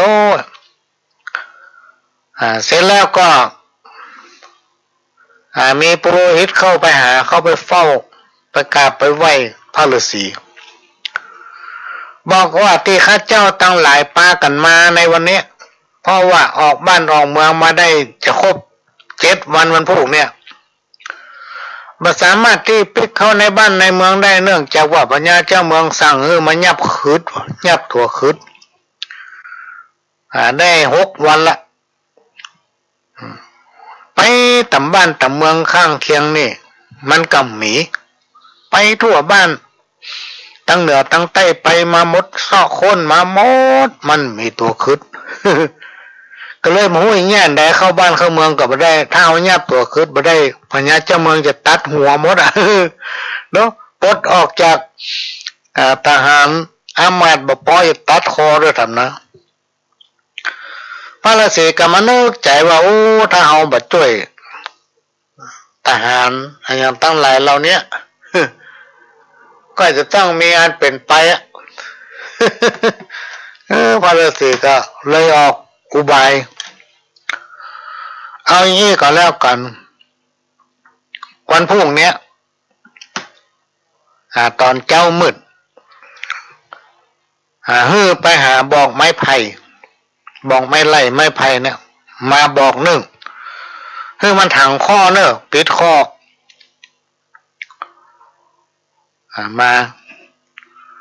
มาเจ้ามืดเลยเนอะปากันห้างค่ายแหละพี่น้องท่านฟังปากันพักผ่อนเต็มที่ตอนเจ้ามืดก็ไปตัดไม้ไผ่มาบอกหนึ่งละข้อมันไว้ตั้งหน้าบอกมันกวงพระฤาษีออกยานเสร็จเรียบร้อยปุโรหิตก็เข้าไปเฝ้าพร้อมกับนำบอกไม้สางนั้นยื่นถวายพระฤาษีพระฤาษีก็คายน้ำหมักพี่น้องท่านดูฟังอมหมักอยู่หรอกคายหมัก ใส่ในบอกไม้ยื่นเนื้อโมทหารว่าตัวคืดอยู่ในนี่แล้วรักษาดีๆเนอะแล้วไปถวายพญาเจ้าเมืองเนอะโอ้ทหารเสนาอมาตย์เต้าเหล่าบริพารตั้งหลายปากันดีอกดีใจใส่โอโหร้องปุโรหิตก็หาภาชนะมาปิดปากบอกไม้ไผ่นั้นกลัวตัวคืดหนี เรื่องมันปิดแล้วก็ปากันแห่เป็นขบวนยกทับปิกเข้าบ้านเข้าเมืองพี่น้องท่านฟังพอไปถึงในเมืองพญาเจ้าเมืองนั่งอยู่ท้องพระลงละกองหาวันนี้มันครบ7 วันแล้วหรอกปุโรหิตก็เป็นตัวแทนของเราทหารทั้งหลายนำเอาบอกไม้นั้นเข้าไปมอบถวายให้พญาเจ้าเมืองว่าตัวคืดอยู่ในนี่แล้วพระเจ้าข้าเห็นหรอพญาเจ้าเมืองก็สั่งให้ทหารนำบอกที่ยับตัวคืดขังไว้นั้นไปไว้ที่กลางท้องพระลงมีอาวุธมีสัตตามีสปะสเปดหอกดาบหน้าไม้ปืนไฟหอกสำริดทองแดงสปะสเปดควบคุมดูแลอย่างใกล้ชิดพลหอกพลดาบอย่างอยู่ล้อมรอบมัดเพื่อการเบอตัวขึ้นนั่นนี่จากนั้นก็ประกาศเชิญชวนพี่น้องเจ้าบ้านเจ้าเมืองว่าประเดี๋ยวนี้ปุโรหิตหรือเหล่าทหารเสนามัดไปยับตัวขึ้นมาได้แล้วเขาจะเปิดพอว่าตัวขึ้นมันเป็นจะได้ภายใครหู้ใครหันกันมาพอนะค้นปกปนกันมาพี่น้องท่านทุกฟังเต็มท้องพระลง ในเมืองแห่งนั้นพญาเจ้าเมืองก็ตั้งทหารข้าราชบริพารเตรียมตัวให้พร้อมคำเดียวเขาจะเปิดในหรอกจะเปิดพ่อกวดตัวขึ้นมันหนีปิดประตูหัวประตูวังปิดประตูท้องมาลงจนหมดลึงแล้วสั่งให้ปุโรหิต เปิดให้เขาพอแล้วพระรู้เหตุกับมีความพร้อมอยู่แล้วก็เปิด ผ้าคลุมบอกไม้นั้นคือพญาเจ้าเมืองพอพญาเจ้าเมืองก็สองพอหันน้ำหันขี้มากเก่าของพ่อฤาษีอยู่ก้นบอกไม้บนโอ้ตัวขึ้นมันเป็นอย่างอี้โลนี่ เนี่ยพี่น้องท่านผู้ฟังถ้าย้อนไปเป็นสมัยก่อนพุทธกาลนะมันจะโดนสั่งไปซ่อนยับโควิด ไวรัสโควิด2019มาจากไหนมันอยู่ที่ไหนไปซ่อนยับมาได้ เนี่ยมันมีทั่วโลกพี่น้องท่านผู้ฟังเรื่องอย่างทั้งหลายเราเนี่ยโดยเฉพาะในช่วงนี้เป็นช่วงที่เราจะต้องรักษาสุขภาพและเพิ่มความระมัดระวังดูแลตัวเองถ้าเราบ่ยอมอยู่กับมันเราก็จะกั้นตายถ้าเราไปไหนมาเศร้าว่าหากินมันเนี่ยยังสักยังอยู่เนี่ยอยู่คนเดียวตัวเก่านะถ้าอยู่บ้านพักก็อยู่กับห้องเจ้าถึงออกไปไหนถึงได้กว่าไวรัสโควิดมันไม่ใช่มาวัน2 วันมันอยู่กับเราเป็นเดือนเป็นปีมันจะทำเมื่อเราหมดสภาพของความเป็นคนมันปัญหาที่จะเกิดก็คือความเป็นอยู่การกินบางอย่างสตางค์ก็มีความจำเป็นแต่บางอย่างสตางค์ก็มีความจำเป็นคนเราอยู่ก็ต้องกินนะพี่น้องท่านผู้ฟังเพราะฉะนั้นเราจำเป็นที่ต้องอยู่กับมันสู้มันนะด้วยการรักษาสุขภาพของตัวเอง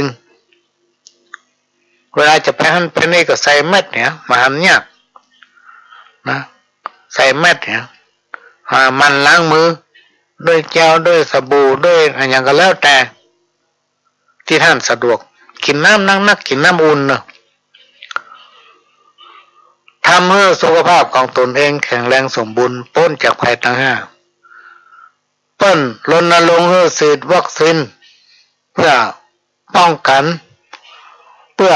ให้สุขภาพของเรานั้นแข็งแรงสมบูรณ์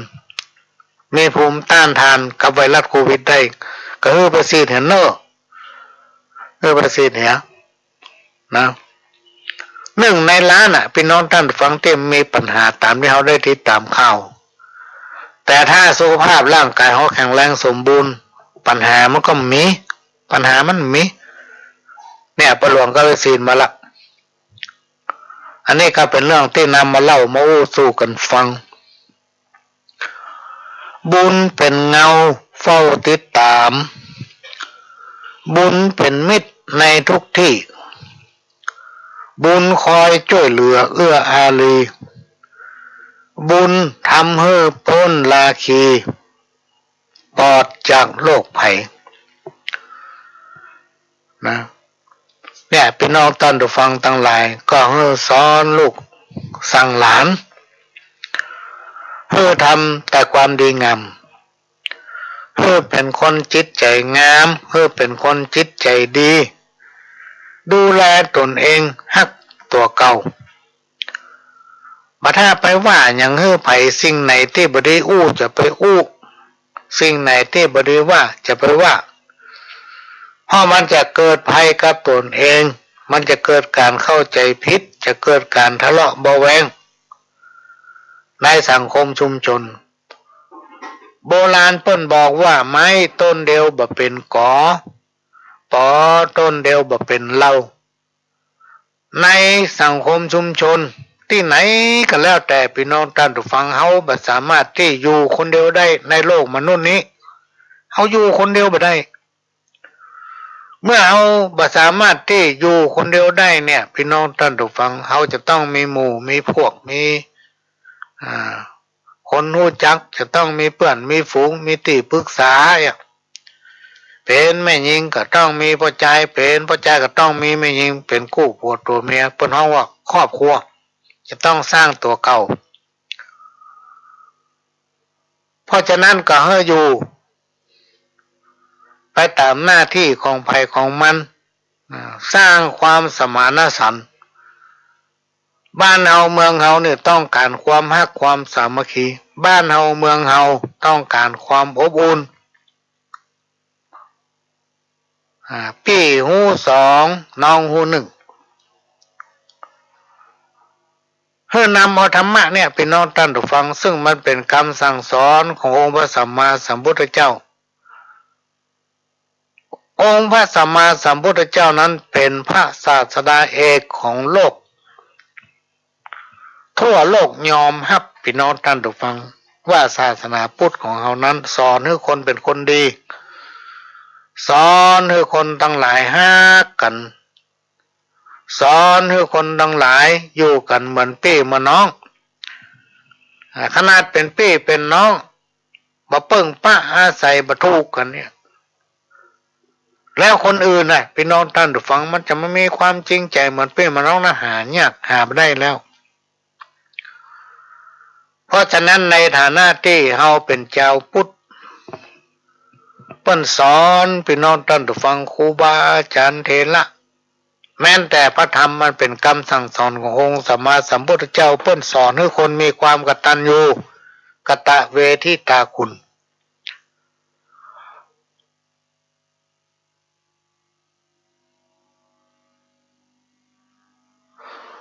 สอนให้ทุกคนเป็นคนดีถ้าเป็นครอบครัวก็เป็นพ่อบ้านที่ดีเป็นแม่บ้านที่ดีเป็นลูกที่ดีนะเป็นพ่อเป็นแม่ที่ดีเป็นลูกที่ดีของพ่อของแม่ถ้าในระดับชุมชนก็เป็นคนดีของในสังคมชุมชนนั้นๆสร้างความสามัคคีปรองดองอยู่ด้วยกันเหมือนพี่เหมือนน้องเพราะถ้าเราไม่ได้ทำบุญร่วมกันมาตั้งแต่อดีตชาติปางก่อนชาตินี้ผมนี่ย่อมจักไม่ได้เกิดมาปะมาพบกันพี่น้องท่านผู้ฟังขณะนี้พี่น้องท่านผู้ฟังก็กำลังรับฟังรายการสาระสปะร้อยอันปันเรื่องหรือสารธรรมกรรมเก่าจากสถานีวิทยุกระจายเสียงพระพุทธศาสนาแห่งชาติและสังคมขึ้นเพื่อการศึกษาพระพุทธศาสนาและวัฒนธรรม FM 104.50 เมกะเฮิรตซ์วัดไฟหินวัดไฟหินตั้งอยู่หลังมหาวิทยาลัยเชียงใหม่ตำบลสุเทพอำเภอเมืองจังหวัดเชียงใหม่และก็ได้รับการอนุเคราะห์เมตตาจากท่านผู้อำนวยการสถานีล้านนาเชียงใหม่สถานีวิทยุคลื่นพัฒนาคุณภาพชีวิต FM 92.25 วัดหลวงประแดงมหาวิหารสถานีวิทยุ FM 98.75 คลื่นธรรมะของชุมชนวัดห้วยตองสักตำบลกวางเปาอำเภอจอมทองจังหวัดเชียงใหม่สถานีวิทยุมนต์เสียงธรรม106.25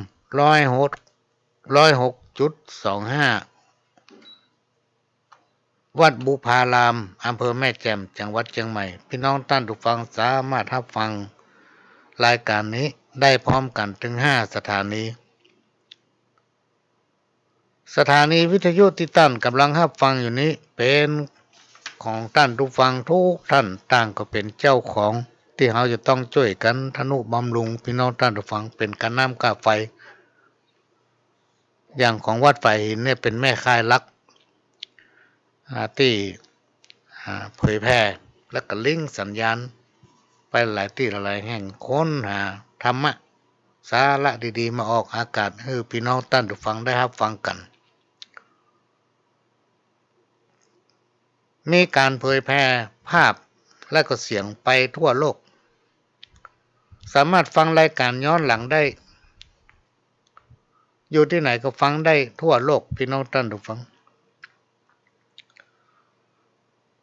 รายการของพระหลวงสว่างธาตุอินทร์จันทร์ก็จะมีทุกวันเสาร์ตั้งแต่เวลา 4 โมงถึง 6 โมงแมลง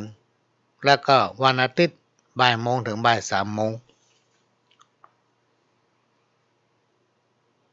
ซึ่งดำเนินรายการโดยเก้ากับผมพระหลวงสว่างธาตุอินทร์จันทร์ประธานเครือข่ายกองทุนแม่ของแผ่นดินจังหวัดเชียงใหม่และ8จังหวัดภาคเหนือรองประธานศูนย์ประสานงานศูนย์กองทุนแม่ของแผ่นดินแห่งชาติ ประธานคณะที่ปรึกษาผู้ตรวจราชการด้านต่างๆของจังหวัดเชียงใหม่ก็จะมาพบปะเป็นคู่เป็นเกมพี่น้องท่านผู้ฟังทุกวันเสาร์5 สถานีก็มาโอ้ถึงกรรมบะเก่าตะกี้อู้ค้างไว้นกบ่มีขนคนบ่มีเปื้อนแม้นว่าจะกึดเนี่ยการอันใดก็ยากที่จะประสบความสำเร็จการคบคนยังเป็นสิ่งที่ทุกสังคมทุกยุคทุกสมัยต่างกันยังให้ความสำคัญว่าเป็นสิ่งที่ควรพิจารณาไต่ตรองให้ละเอียดถี่ถ้วนผู้ที่ได้รับการยกย่องนับถือว่าเป็นผู้รู้หรือเป็นบัณฑิตหรือเป็นผู้ที่มีความประสบความสำเร็จในชีวิต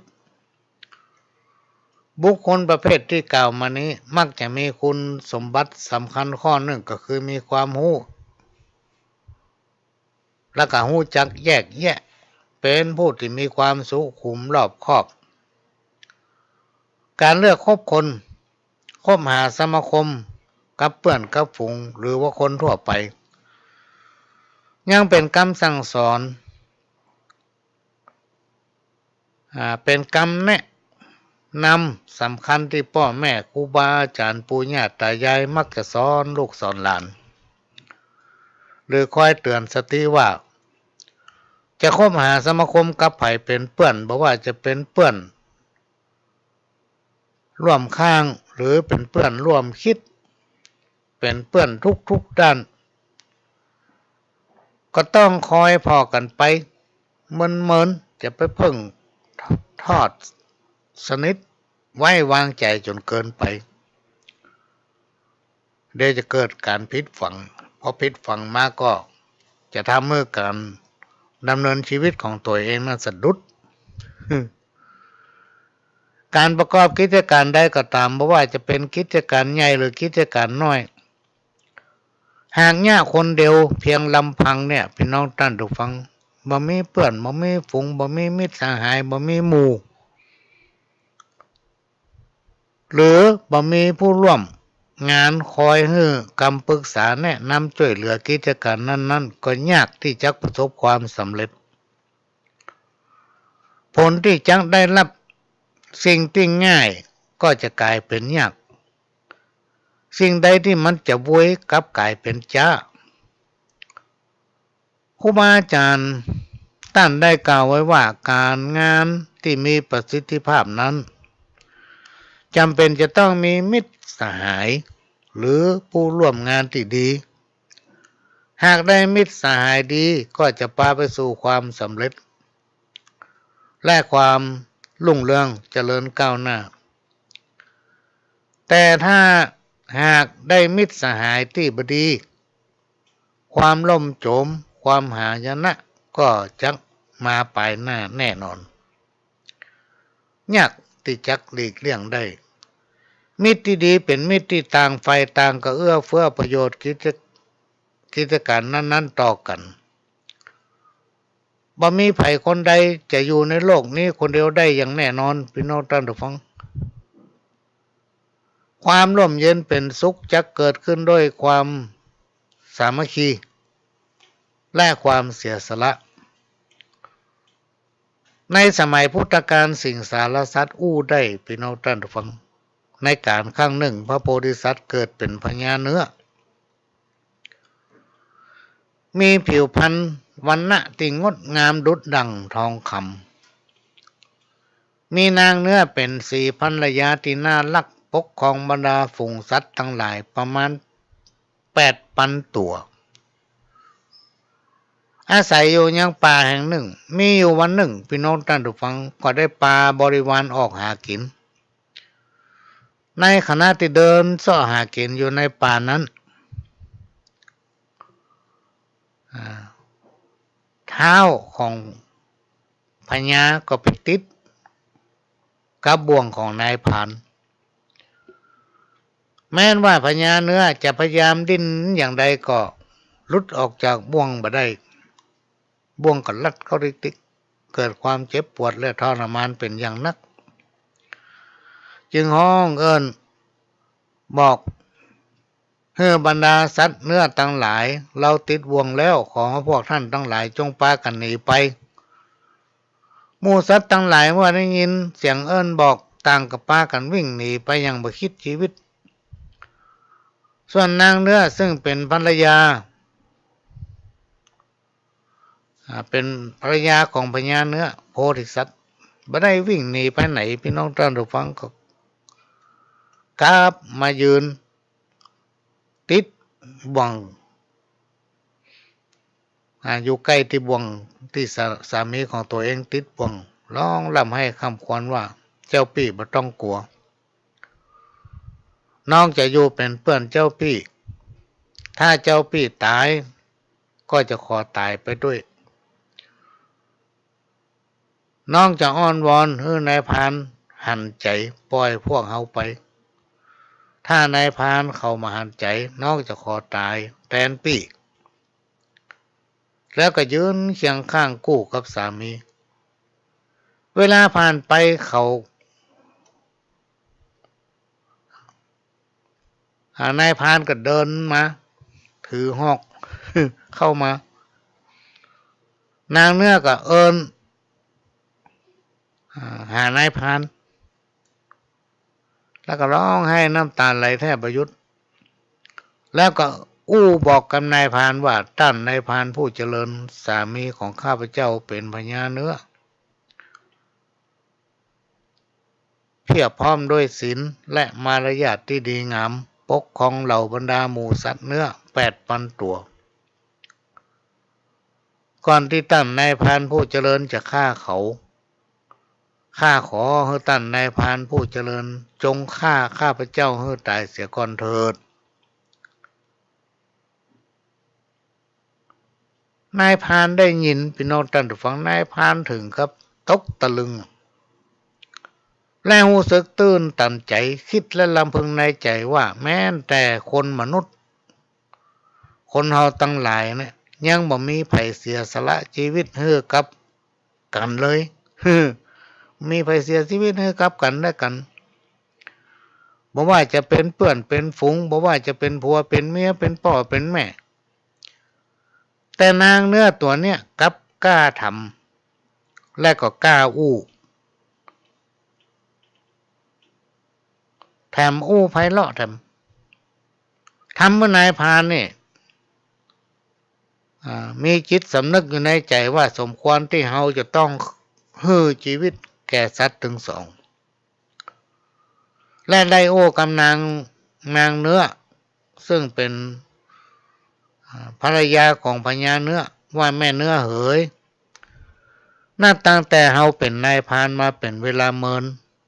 เฮาบ่เคยพบปะหรือว่าได้ได้จากกับสัตว์และก็บ่เคยได้ยินสัตว์ได้ขอให้เจ้าจงอยู่เป็นสุขเถิดเฮาจะปล่อยเจ้าถึงสองไปเมื่อนายพรานกล่าวจบก็ตัดบ่วงและก็ทำบาดแผลให้พญาเนื้อจากนั้นก็ปล่อยเนื้อทั้งสองกลับไปส่วนพญาเนื้อจะเดินไปก็เดินก็ได้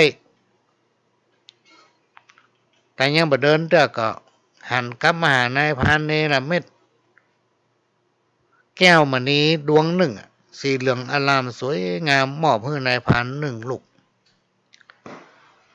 และกล่าวโอวาทให้แก่นายพรานว่าตั้งแต่ตอนนี้ไปให้ท่านนายพรานเลิกฆ่าสัตว์ตัดชีวิต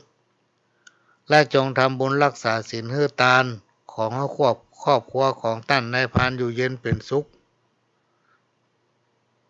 จากนั้นก็อำลาจากนายพรานไปนิทานชาดกเรื่องเนี้ยพี่น้องท่านผู้ฟังสอนให้คนเฮาเนี่ยมีจิตสำนึกมีความเมตตากรุณาเผื่อแผ่มีความไม่ดูสงสารเพราะว่าจะเป็นเพื่อนมนุษย์ด้วยกันหรือว่าสรรพสิ่งที่อยู่ร่วมโลกเดียวกันอันนี้ก็เป็นสิ่งที่นำมาเล่ามาสู่กันฟัง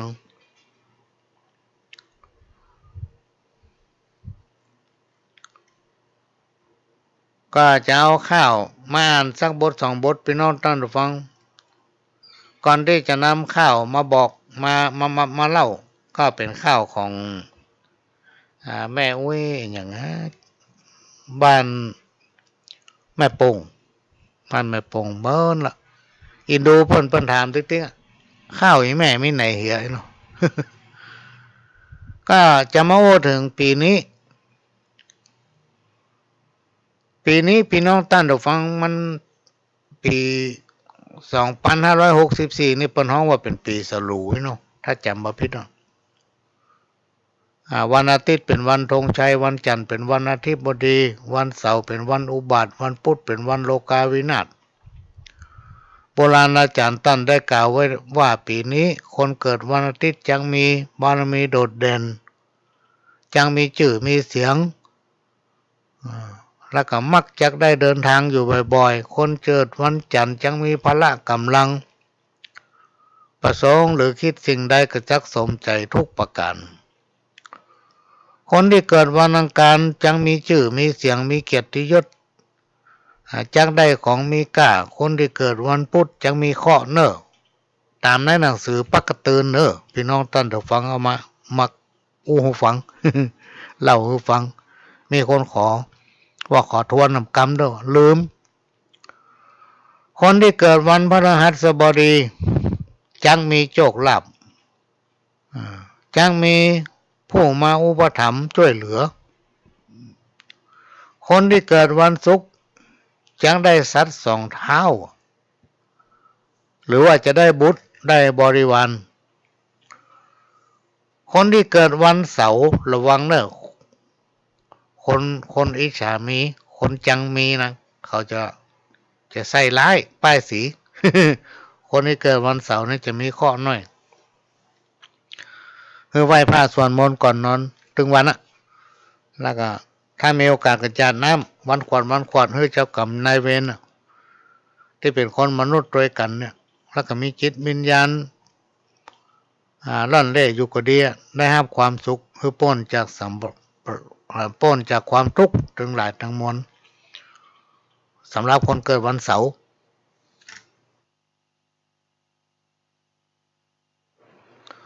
ไอ้คนที่ขี้อิจฉาเปิ้นเนี่ยมันต้องขี้อิจฉาพี่น้องท่านผู้ฟังเปิ้นเนี่ยดีมันก็ว่าเปิ้นเนี่ยบ่ดีมันก็ว่ามีในหันหมดสรุปแล้วมันอิจฉาเปิ้นกว่าเปิ้นเป็นดีก็สวดมนต์อย่าน้ำก็จักพ้นจากสิ่งเลวร้ายอย่างตั้งหลายทั้งมวลเรียกว่าอุปัตตวะกังวลอันตรายข้อภัยทั้งหลายก็จังหายไปแล้วปีนี้พี่น้องท่านผู้ฟังตามปักกระเตือนต้นว่าโรคหาจักระบาด กระเตมันกำลังระบาดอยู่เดียวเนี่ยเข้าอย่างมากแพงการเงินจักฝืดเครื่องผิดปกติ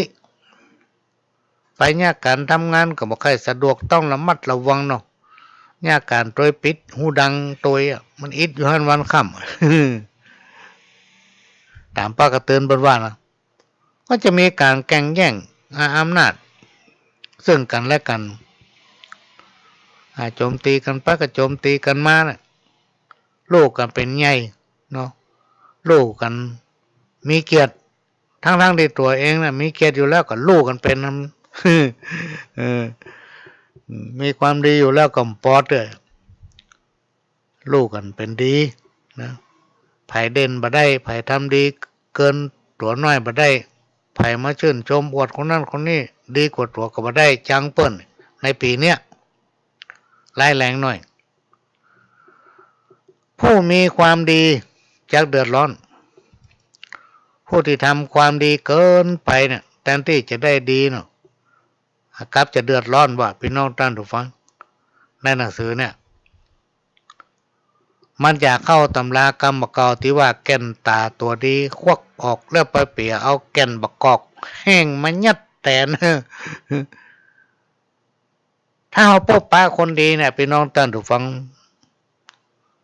ในภาษาของธรรมะเนี่ยในจิตใจของคนเฮาทั้งหลายเนี่ยเฮาก็จะต้องอุ้มชูอุปถัมภ์คือกันแล้วก็ช่วยเหลือ เขาก็ต้องยอมรับเหตุผลของคนที่เป็นดีอ่ะถ้าสังคมได้กระจ่างพี่น้องท่านผู้ฟังมีคนดีนักน่าจะชื่นชมยินดีนะต้องชื่นชมยินดีเพราะสังคมมันจะได้อยู่ดีมีสุขลูกเต้าเหล่าหลานจะได้อยู่ในสังคมที่ดีๆเหมือนกับกรรมกรที่ว่าอยู่เย็นเป็นสุขแต่ว่าในปักกระเตือนมันบอกว่าพูดที่ทำความดีจักเดือดร้อน เป็นธรรมดาทำดีถ้าเด่นเป็นภัยละก็เดี๋ยวโดน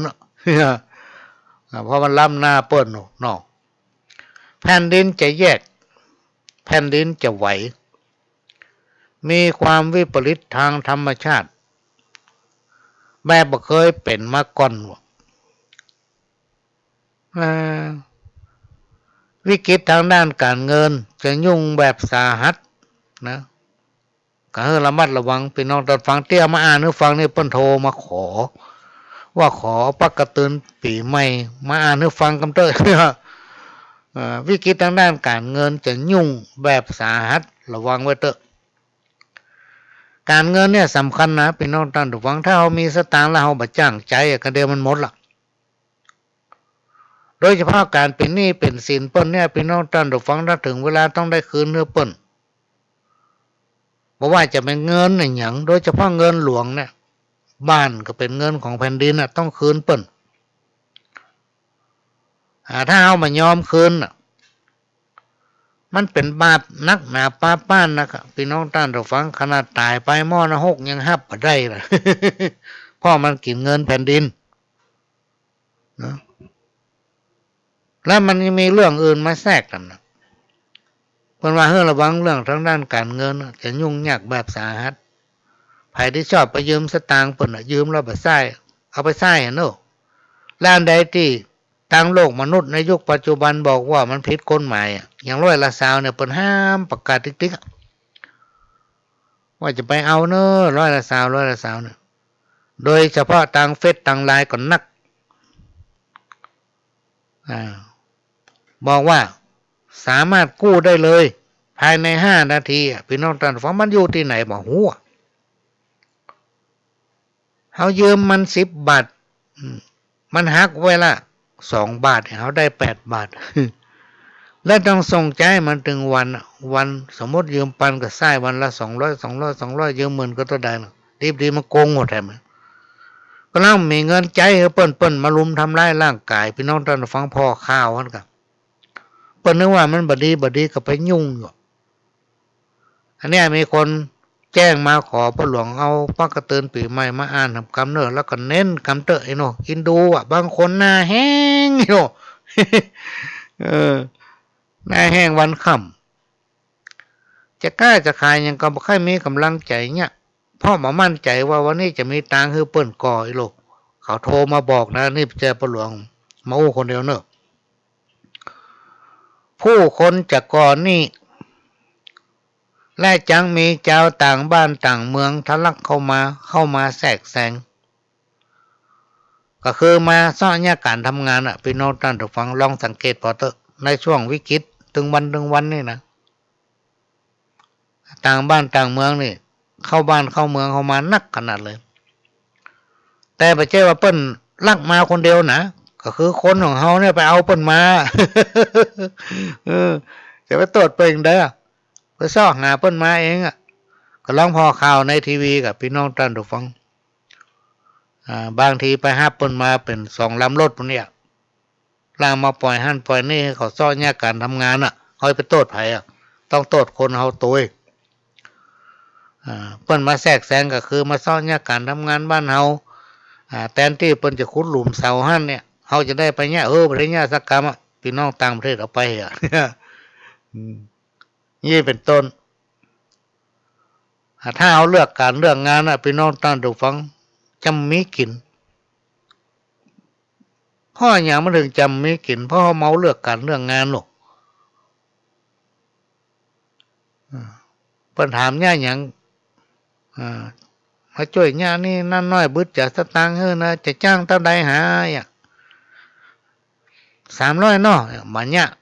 ทนที่ได้300บ่ได้สักกำนอนอยู่บ่ได้ เงินที่เขาได้มาโดยง่ายนะพี่น้องท่านทุกท่าน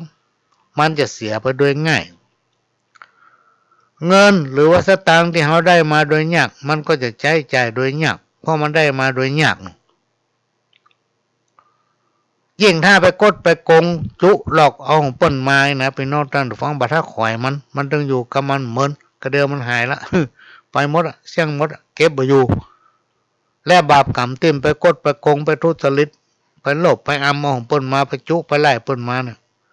มันจะย้อนเข้าใส่ตัวเขาทำด้วยจะดิ่งสุดมดวาสนาชะตาที่จริงจะเดียมันจะสุดหมดพี่น้องท่านฟังลองพอลองสังเกตลองตองพอเนอะอันนี้เป็นเรื่องจริงที่นำมาฟังเพราะกรรมภัยกรรมมันแตนกันมาได้ไงและในช่วงเนี้ยพี่น้องท่านฟังมันเป็นช่วงเชื่อมต่อระหว่างร้อนกับหนาวระวังอัคคีไฟเนอะไฟไหม้ระวังไฟไหม้อย่าไปลาสาเนอะพี่น้องท่านฟังก็ดูแลบ้านจองของตัวเก่าดูแลความปลอดภัยอย่างทุกอย่างสั่งสอนละอ่อน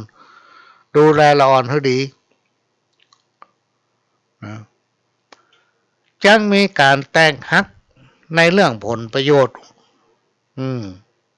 กับมันที่หาลำบากเนาะการงานกับใครมีเงี้ยเพราะผลประโยชน์แม้นที่ไหนกลุ่มอันนี้มันเป็นกลุ่มนายทุนละบ่ใช่คนเจ้าบ้านเนาะจะมีการคัดแยกแล้วก็แต่งฮักกันในเรื่องผลประโยชน์ทางด้านธุรกิจปุ่นจะเกิดการสูญเสียคนติดลักและเคารพโรคระบาดจักฟื้นคืนปีนี้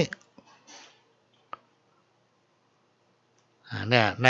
ในปกติเนอะพี่น้องท่านฟังมาเนอะฟังแล้วเนอะ ก็จะมาเรื่องแนวทางการส่งเสริมวัฒนธรรมภูมิปัญญาท้องถิ่นพื้นบ้านภูมิปัญญาท้องถิ่นพื้นบ้านขนบธรรมเนียมประเพณีศิลปะวัฒนธรรมซึ่งถือเป็นสมบัติที่ล้ำค่าทางด้านวัฒนธรรมและยังผสมผสานมีความสัมพันธ์กับความเชื่อค่านิยมเป็นสื่อในการเสริมสร้างความสามัคคีให้เกิดในสังคมชุมชนทำรอบหนึ่งเพราะว่าประเทศมันเปิดแล้วลูกเมื่อเจ้าต่างประเทศมาบ้านเฮาเนี่ยพี่น้องท่านฟังมาประเทศไทยนะเขาต้องการมาประเทศไทยนักที่สุดเลยชาวต่างชาตินี่เพราะอย่างเพราะในประเทศไทยของเฮานี่มันมีวัฒนธรรมมันมีภูมิปัญญาพื้นบ้านมันมีขนบประเพณีมีธรรมเนียมอย่างต่างๆของคนไทยเขาเนี่ยเปิ้นมาแอวเมืองไทยแล้วเปิ้นม่วนอกม่วนใจเวลาเปิ้นปิกบ้านปิกเมืองไปแล้วเปิ้นก็ค่อยมาแถมเนี่ยพี่น้องท่านทุกฟัง ภูมิปัญญาพื้นบ้าน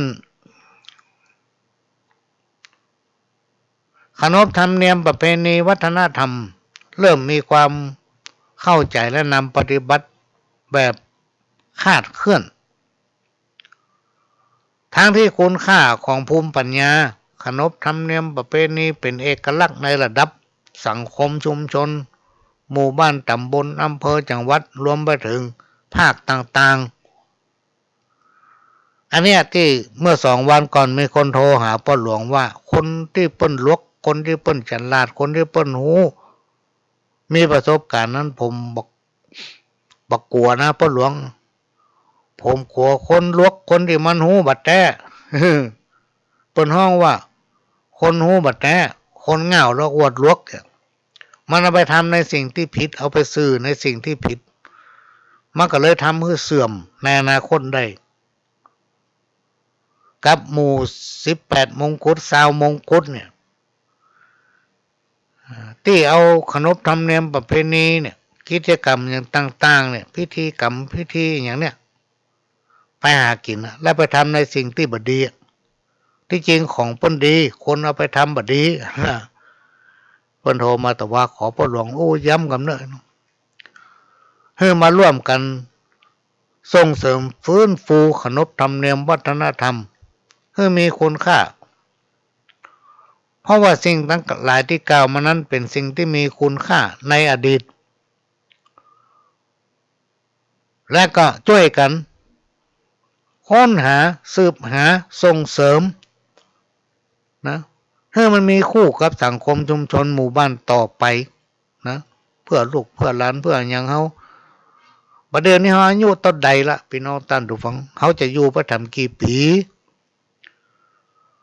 เมื่อเขาตายไปแล้วลูกเขายังอยู่ญาติกาพี่น้องที่มั่มถึงเขตถึงกรรมเปิ้นยังอยู่มีไผ่พ่องที่ต้องการให้บริวารญาติกาพี่น้องของเขาตั้งหลายนะอยู่ในชุมชนที่บ่ดีอยู่ในชุมชนที่แย่อยู่ในสังคมที่บ่เอาไหนบ่มีการศึกษาหรือว่าอย่างสะปะสะเป็ดบ่มีไผต้องการพี่น้องท่านผู้ฟังเพราะฉะนั้นเฮาจะต้องทำตัวเฮาเนี่ยเป็นแบบเพื่อกับสังคมชุมชนเพื่อเป็นตัวอย่างให้ลูกให้หลานอันนี้ก็เอามาฝากไว้จริยธรรมคุณธรรมซึ่งเป็นหัวใจทำให้เกิดการดำรงตนอยู่ในความสงบสุขของหมู่บ้านชุมชนสิ่งนี้เอามือจังขอให้ท่านช่วยกันนำเอาวัฒนธรรมที่ดีงามและคุณธรรมจริยธรรมเข้ามาในสังคมชุมชนโดยเฉพาะวิถีพูดวิถีธรรมนี้ธรรมะเป็นคำสั่งสอนขององค์พระสัมมาสัมพุทธเจ้านั้นพี่น้องท่านผู้ฟังมันใหม่มันตันยุคตันสมัยอยู่เสมอมันบัลล่าหลังนะบัลล่าหลังสามารถนำมาปฏิบัติควบคู่กับชีวิตประจำวันได้ด้วยการน้อมนำธรรมะหรือวิถีพุทธวิถีธรรมเนี่ยเข้าสู่จิตใจของลูกของหลานเพื่อความสงบสุขในสังคมชุมชนหมู่บ้านให้ก้าวไปถึงระดับตำบลอำเภอจังหวัดประเทศอย่างนี้เป็นต้นในยุคปัจจุบันเนี่ยเป็นน้องท่านผู้ฟังมันเป็นสังคมยุคใหม่ซึ่งมีการนิยมทางด้านวัตถุมาเป็นโลกแห่งยุคการพัฒนาเพราะฉะนั้นวัฒนธรรมคุณธรรมจริยธรรมจารีตหีบหอยประเพณีต่างๆเนี่ยพี่น้องท่านผู้ฟังเขาต้องช่วยกันละค้นหาแทนมาเกินประการหนึ่งพี่น้องท่านผู้ฟังปอน้อยปอหนานปออุ้ยแม่อุ้ยลูกหลานจากการที่ได้มีโอกาสพบปะกับท่านผู้รู้หลายท่านมีการสนทนานั่งอู้กันว่าจะมีเหตุผลอันใดจี้แนะหรือว่าแนะนำเพิ่นบอกว่ามีความเชื่อมั่นในตัวเองคนเฮาทุกคนเนี่ยพี่น้องท่านผู้ฟังเขาจะต้องมีความเชื่อมั่นในตัวเก่าบดีเอาเปิ้นว่าบดีหูเบาบดีฟังคำตั้งใต้ตั้งเหนือพ่องก็จุฮื้อดีพ่องก็จุฮื้อเสีย แล้วไผจะมาสอนให้ไผร่ำรวยนี่บ่ค่อยมีนะพี่น้องท่านผู้ฟังไผจะมาสอนให้ไผเป็นดีนี่บ่ค่อยมีเพราะฉะนั้นจิตใจคนในยุคปัจจุบันเนี่ยมันวัดยากเขาจะต้องช่วยเหลือตัวเก่าและมีความเชื่อมั่นในตนเองช่วยเหลือตัวเองให้ถึงที่สุดเมื่อมันไปบ่ได้ถึงจะขอปึ้งคนอื่นขอปรึกษาเรื่องคนอื่น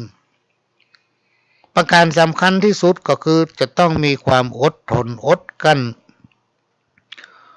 คนเฮาทุกคนจะต้องมีความอดทนอดกลั้นพี่น้องท่านผู้ฟังประการต่อมาก็คือมีความสนใจใฝ่หูเราจะต้องมีความสนใจใฝ่หูมีความยินดีเมื่อเห็นคนอื่นมีความสุขนะมีความคิดริเริ่มมีมารยาทและความเสียสละมีวินัยและตรงต่อเวลามีเหตุและผลรับฟังความสำคัญของคนอื่นอันสุดท้ายก็คือมีการพึ่งพาตนเองและมีน้ำใจ ในหลักของพุทธศาสนาพี่น้องท่านผู้ฟังเพิ่นจะมีธรรมะอย่างพรหมวิหารสี่เนี่ยเป็นหลักธรรมข้อธรรมะที่เกี่ยวกับคนเฮาทุกคนพรหมวิหารสี่มีอย่างพ้องมีเมตตากรุณามุทิตาและอุเบกขาเมตตามีความฮักความปรารถนาให้ผู้อื่นอยู่ดีมีสุขกรุณามีความปรารถนาให้เขาพ้นจากความทุกข์มุทิตามีความยินดีอุเบกขาที่จริงพี่น้องท่านฟังความหมายของมันคำว่าวางเฉยคือวางเฉยต่อคนต่อสิ่งผิดสิ่งที่บ่ถูกต้อง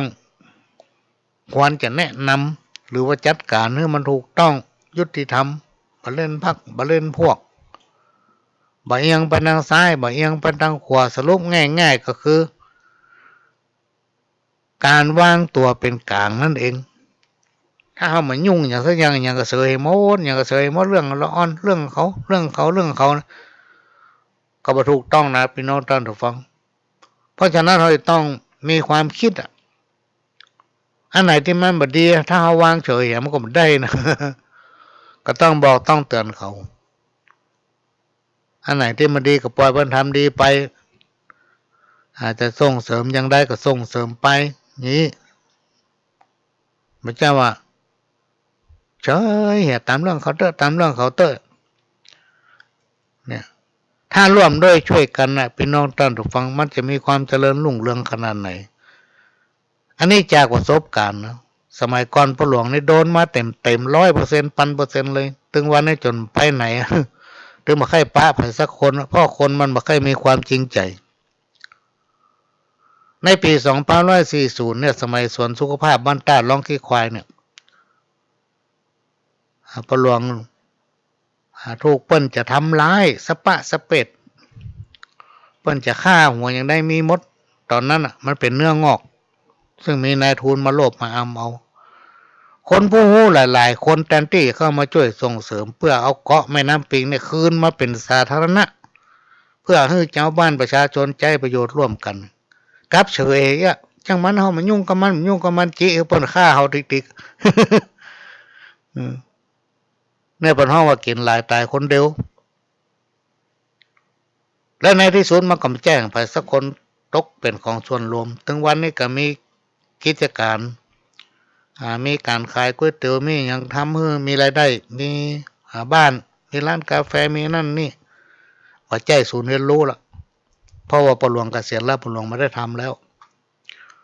ในที่สุดกับใจของพ่อหลวงเพราะเป็นตัวแทนของชาวบ้านอันนี้ก็คือวางเฉยตามเรื่องของมันเขาต้องยุ่งกับมันปล่อยปัญญาเขาคนเดียวเขาต้องหนีไปมโหกี่ปีอันนี้คือประสบการณ์เตี่ยวมาอู้จากประสบการณ์ว่าอุเบกขาเนี่ยที่จริงมันบ่ใจวางเฉยถ้ามันบ่ถูกต้องก็ต้องมาร่วมด้วยช่วยกันเพื่อนำเอาสิ่งที่ถูกต้องคืนสังคมชุมชนอันนี้เป็นหลักธรรมถึง4ข้อที่เป็นธรรมะพื้นฐานของคนเราจะต้องนำปฏิบัติพี่น้องท่านผู้ฟังเพราะว่ามนุษย์คนเราเนี่ยพึงปึ้งกันนะอาศัยธรรมะอันเป็นการสั่งสอนองค์สัมมาสัมพุทธเจ้านั้นเป็นหลักแห่งความจริงที่ควรนำปฏิบัติมาถึงตรงนี้เวลามันหมดละพี่น้องท่านผู้ฟังพ่อหลวงสว่างท่าดินจันทร์จะขอนำรายการจากพี่น้องท่านผู้ฟังไปก่อนขอสวัสดีครับ